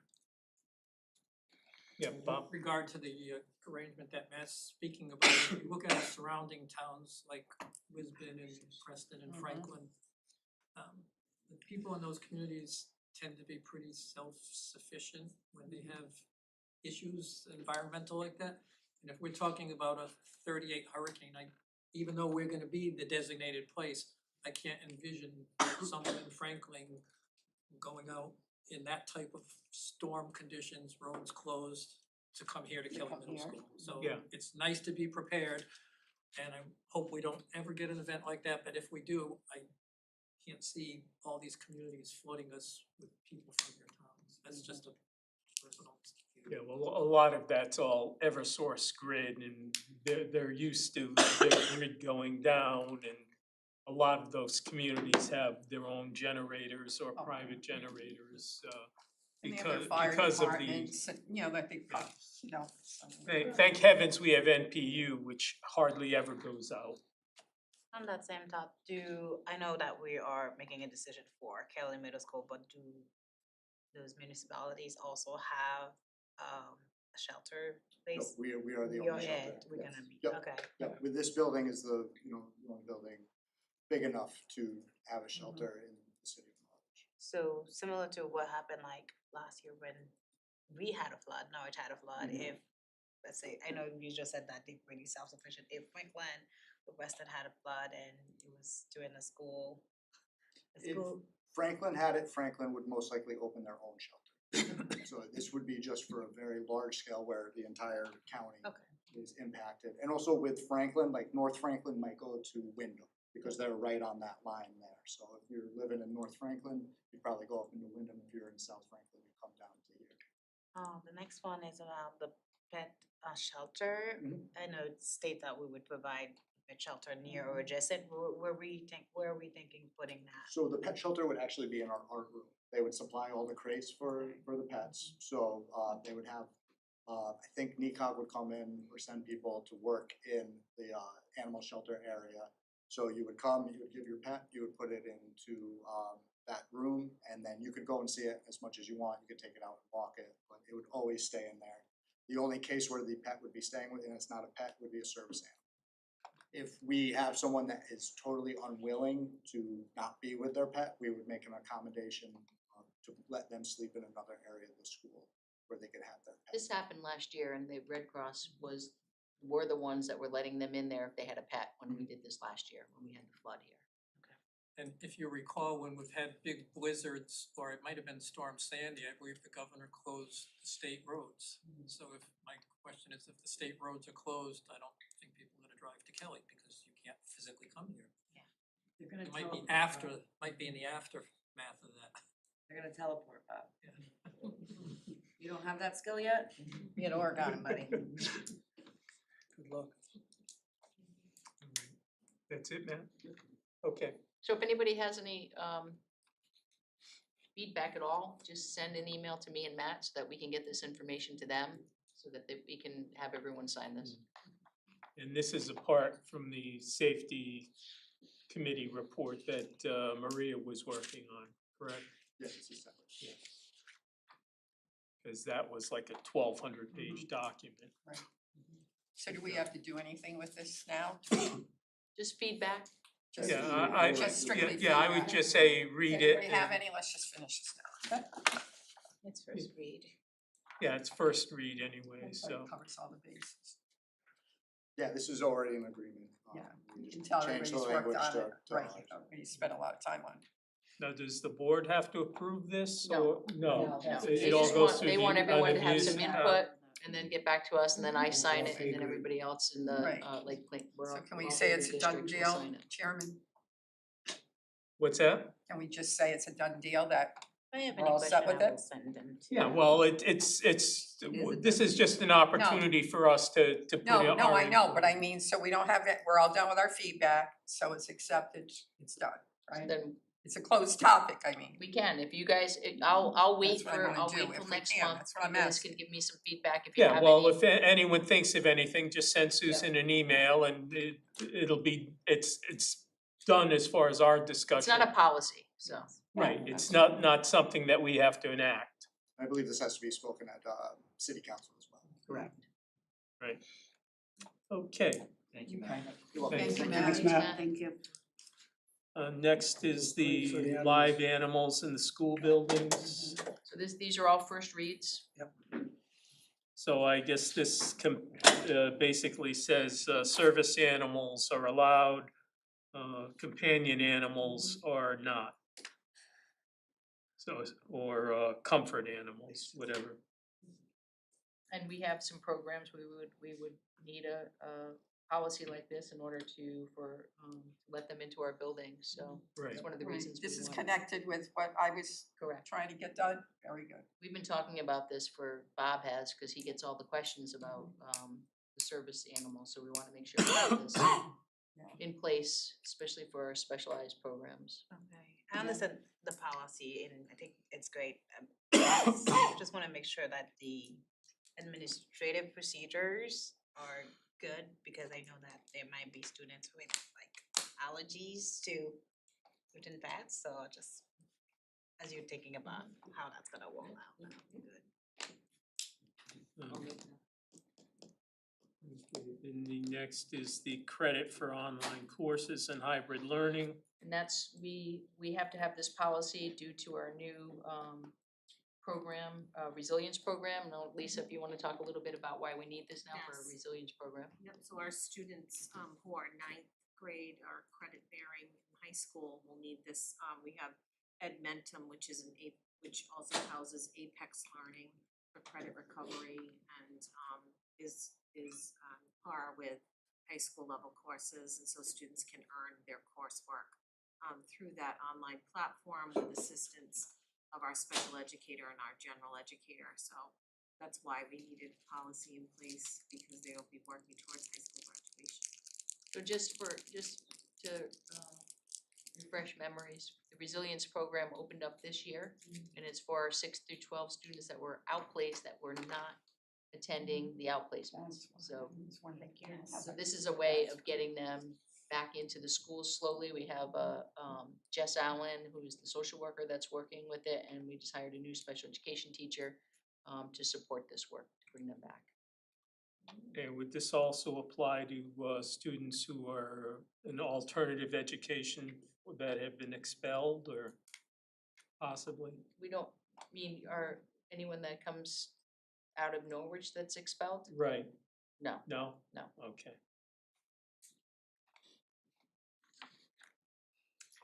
And then the mental health plan for the student athletes.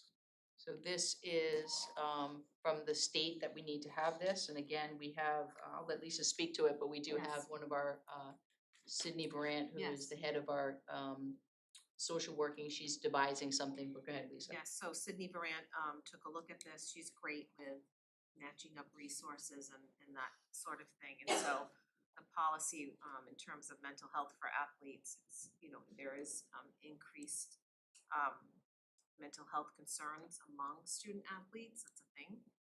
And so that's why we have this policy. And so Sydney had researched this a bit and found several resources that would be of help when we're working with our student athletes.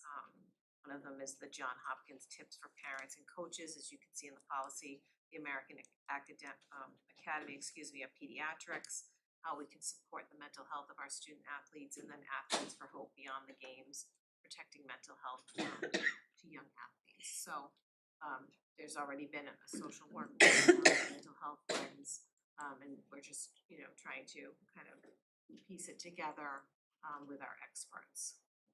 So it's really about resources and connecting, and then we do a really nice job here overall in recognizing mental health challenges and emotional needs of our students, and so this would be another layer of support for our student athletes. And by the way, it was so awesome to see their pictures like that earlier. That was amazing.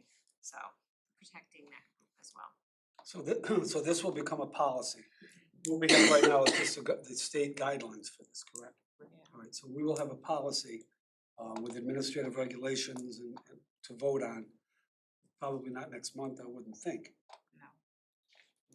It might take a little time to get the administrative regulations, but So in order for us to approve anything, we need to wait to get the policy? Correct. Okay. Yeah, just trying to clarify my old brain. Well, Thank this was coming down from what, CIAC or? I believe so. Yes, Yeah. absolutely. Yes. And Department of It's from the State Department of Education. Oh, okay. So- But I think the CIAC had their fingerprints on this too. Had this years ago, Coach Perry, right? Yeah. Should have had No, should have. Should, that's what I'm saying, should have had it used, I thank you. guess between now and the next meeting, you just want us to read this mental I health would just- plan and yeah, provide you we any would want feedback you that to- we might want to yes. include in the policy, okay? Understand what they're asking us to do. And then the last one is the changes to the FMLA. So- Sorry, go ahead, Mark. Yeah, the FMLA from the state, I guess that would institute the changes that the state had enacted. So Connecticut FMLA that started October 1st. So this is additional benefits to our non-certified staff, and they get a 0.5% taken out of their paycheck for this. A memo went out to all staff on 9/30. And HR is fielding calls and creating systems with finance department to track this, which is created a lot more work in HR for this right now. But we've met since the summer on this, so we have a pretty good hold on the Yeah, situation. this year the state passed a few laws that took effect related, they have very similar names, so. Sick you leave, get sick leave. Connecticut Paid Leave. Paid Connecticut Leave FMLA. Act, the other's the Paid Sick Leave Act, and they kind of like intermingle. It's hard to track, so that's the biggest thing is tracking it between HR and finance. We have a system. So there was another piece of this policy that talked about paid leave while on FMLA. Does the contract for each bargaining unit supersede what's there in the policy though? If the contract says they get to use a certain amount of paid leave while on? No, this is this It's gonna be trumps any kind of policy that we have, because it's the federal and the state law. So Well, it's, the federal law doesn't say that you have to, or the federal and state law don't say that you have to be able to use your accumulated paid time off while on FMLA. That's optional. Right, so they just go through HR, and HR gives them their options, and then they decide with HR on the federal and the Connecticut state, and then the sick leave. so the first chunk of time, basically FMLA governs, and then beyond that time period, then contract law takes over. I'll tell you, it's so FMLA is unpaid, so you can use accumulated sick can, time if it's outlined in your contract that you can. So And it was my understanding, I didn't think we had 12 weeks for teachers here in Norwich. But the policy reads as that you can use it for up to 12 weeks, even if it's for other than your own medical issue. yes, and I'll tell you that we're still trying to get more information on it. We went to a legislative update at the Learn Superintendent meeting, and there were Shipman and Goodman people there, and they said, we've been doing this for months and we still don't fully understand everything that's coming down from the state. So there's that there too, that they're trying to figure out everything as well. So we're still working on it. There's been a good amount of confusion on the Connecticut paid leave law, yes. Connecticut FMLA, and FMLA and how they're all interacting, so Correct. I'm just trying to understand. So they're still the legal is still trying to interpret what the state is handing down to us. I'll switch a few more times for next month. Sure will. Yeah, with a long session this year, so who knows, the state may change, it may look like a different animal at the end of June. And the state's issued things like frequently asked questions, and it's like 100 questions on that, but your exact scenario's not on there. It's part of this one and part of that one, so you have to ask, and the attorneys don't know, and it just goes back and forth like that. It gets frustrating. Let's move on. Okay, unfinished business, we have none. Committee reports, okay, negotiations, we did come to an agreement with the teachers. I imagine they passed it, that's why it's coming to us for a vote tonight. So in executive session, we'll discuss and then come out and vote on the contract. School building committee, did you want to say anything on that? All I was gonna say was that we're in the process of finding, we'll be getting ready to interview the companies that have submitted applications to become the architect for the renovations at Huntington for the main office, et cetera.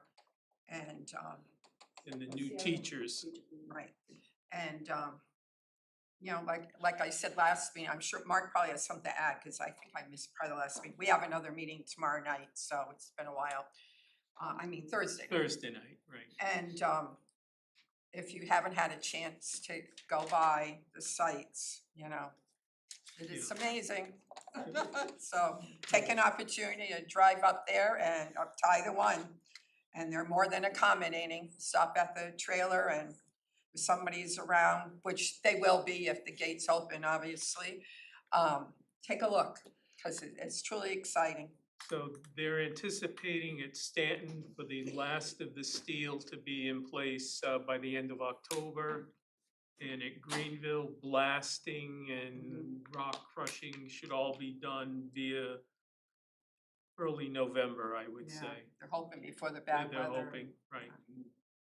And then they'll immediately start, I mean, they're already working on some of the retaining walls at Greenville. So I know there was one retaining wall, there was bad soil and they had a choice of whether to go block all the way down or pour a concrete foundation, then block. They decided, it came in lower. If you didn't know, Christine, that they poured the concrete first, then then put the block. Tough site, very tough site. Right. So things are progressing, and the weather was, you know, the fall has been great for building, so. Next is policy. I was unable to participate in last month's policy, but everything that was briefly discussed for tonight is on this document that was shared by Amber. Okay, transportation. I don't have much to add beyond what was already shared within the transportation coordinator's report. There was you could call it administrative regulations that are related to our transportation policy that have come out, which I'm just gonna give a summary of. It's stating that our policy is that students are picked up and dropped up at the same location every day. If there's joint custody, then that needs to be worked out with registration. If a student is coming from outside the district, that also needs to be worked out with registration. Same thing if a student is going to daycare or a babysitter, then they contact registration to make sure that that's approved and they know exactly where they need to go. When there are safety concerns, that's also going through the transportation coordinator. The director from first student and the transportation coordinator will check out the spot. If it is deemed safe and there's still a contest about that, then that's done through the SRO. And the SRO and or the business administrator will check the stop and then report directly back to the parent. And I asked, so when we discussed last meeting, the issue at the Briar Hill, was that directed to Daly at all, Chief Daly? Was there any discussion that you know of with him? I don't know if it went to Daly, that was done through Officer McKinney.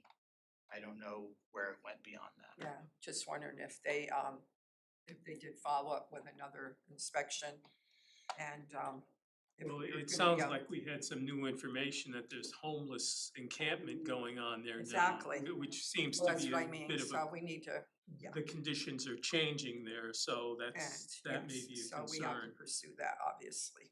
Yeah. I do know that Officer McKinney spoke with the woman at whose child was hit by the car. I know he did have a lengthy conversation with her. It does sound like, as a whole, you know, the SRO, Right. it sounds like needs to be, this has to move, we have to move on this. Right, yeah. And the sooner the better. Okay, board reports, IDCS. Okay, so the big thing going on in IDCS right now is their charter renewal.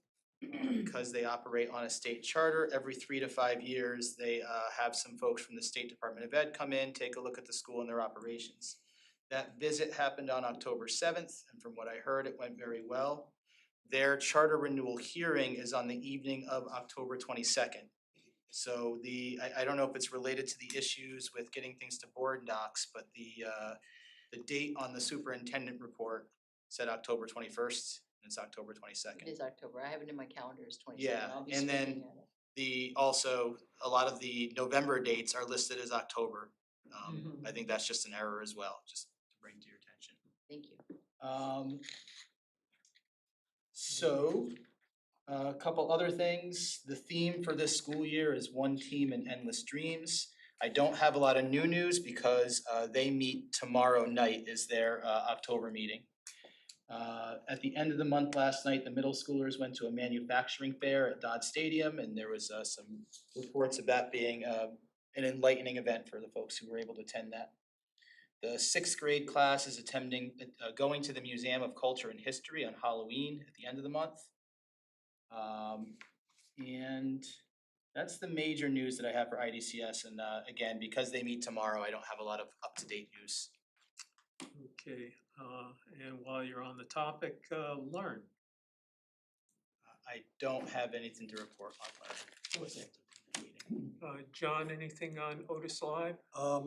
Yeah, it's interesting, now that I'm back on the board, the website has been updated for the Otis Library.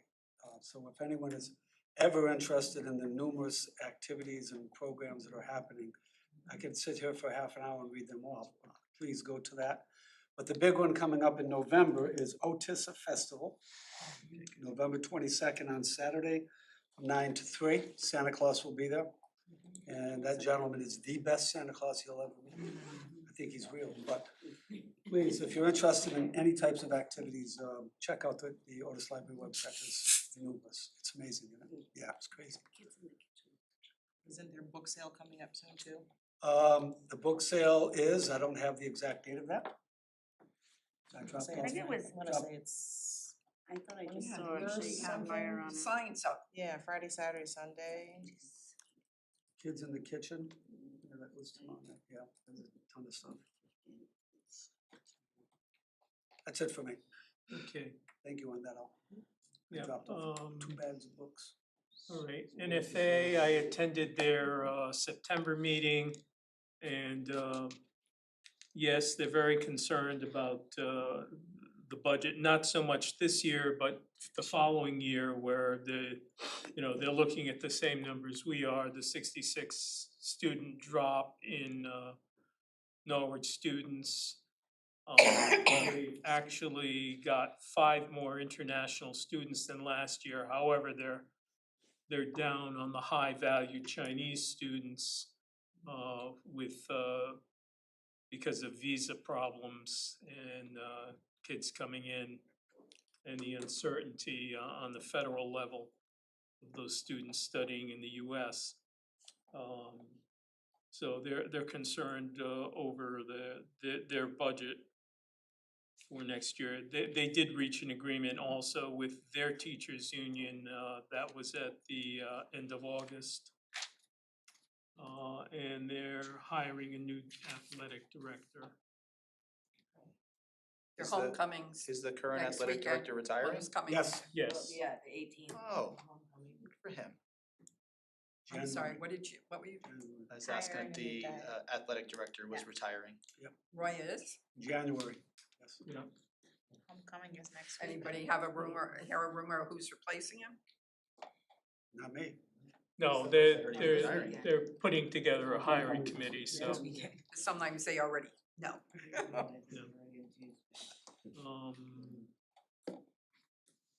Let's see, they also announced their teacher of the year, and para of the year. I think it was Chris Staley was the, teacher of the year. Let's see what else they had there.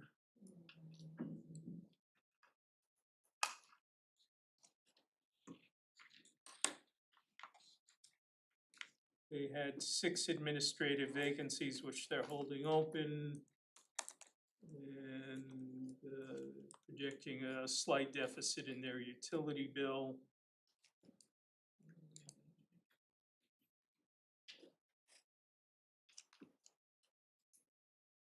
And that was about it, so they're keeping a close eye on their financials. The NPSEF,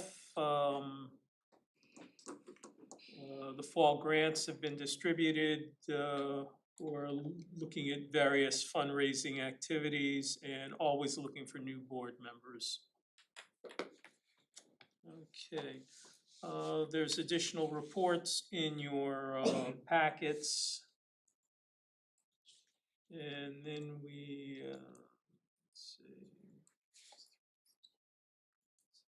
The budget report, personnel and enrollment, which brings us to executive session. So Mark, before we do that, when does NPSEF, when do they usually meet? They usually meet the first Tuesday of every month at 6 o'clock at the Seek Art Gallery. Always looking for new board members. I may be able to, for a couple of months, attend. I can't know if I can become a member, but I may be able to make it for a couple of months. Yeah, you know, even if you volunteer or, you know, happy for any of the help.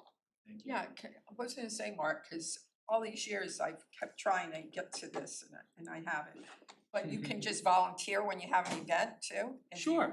Well, always keep me in mind, you Yeah. know, seriously, Well, just walk over to the yeah, but I to mean, the if you Seek ever Gallery have- on oh, I know, a Tuesday evening. But that's what I mean, it's crazy. If so you're I'm right there. home. But it's, there's always something, but I mean, if you ever need people just for an event, Yeah, I, well, the big event every 2 years is the Follies, which we hold in Yeah, November. So we're not holding it this year, it'll be next year. Yeah.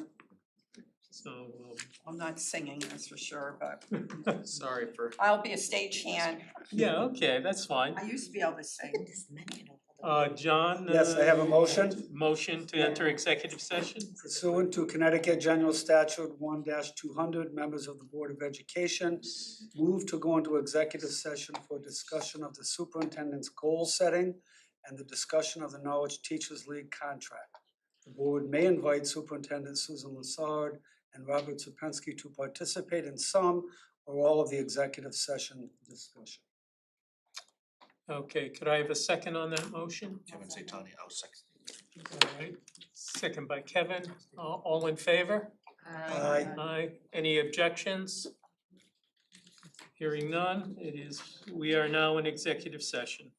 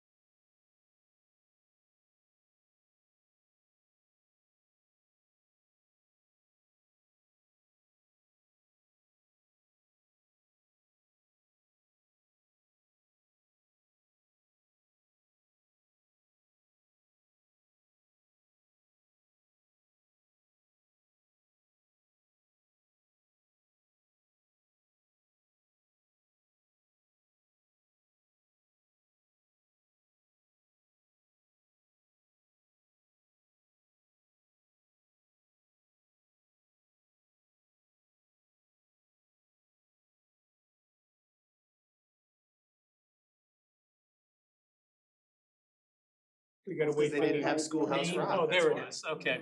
I agree, I'll agree with that.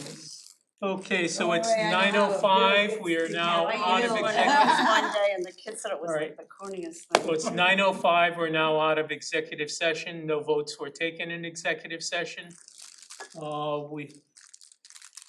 Could I have a motion for the ratification of the new teacher's contract?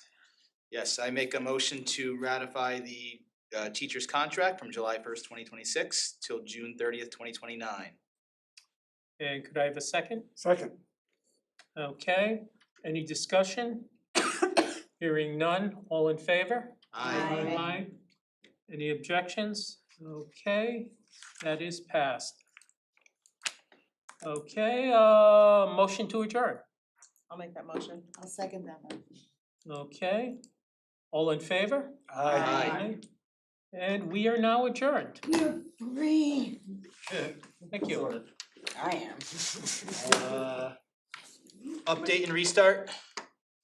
If it's asking for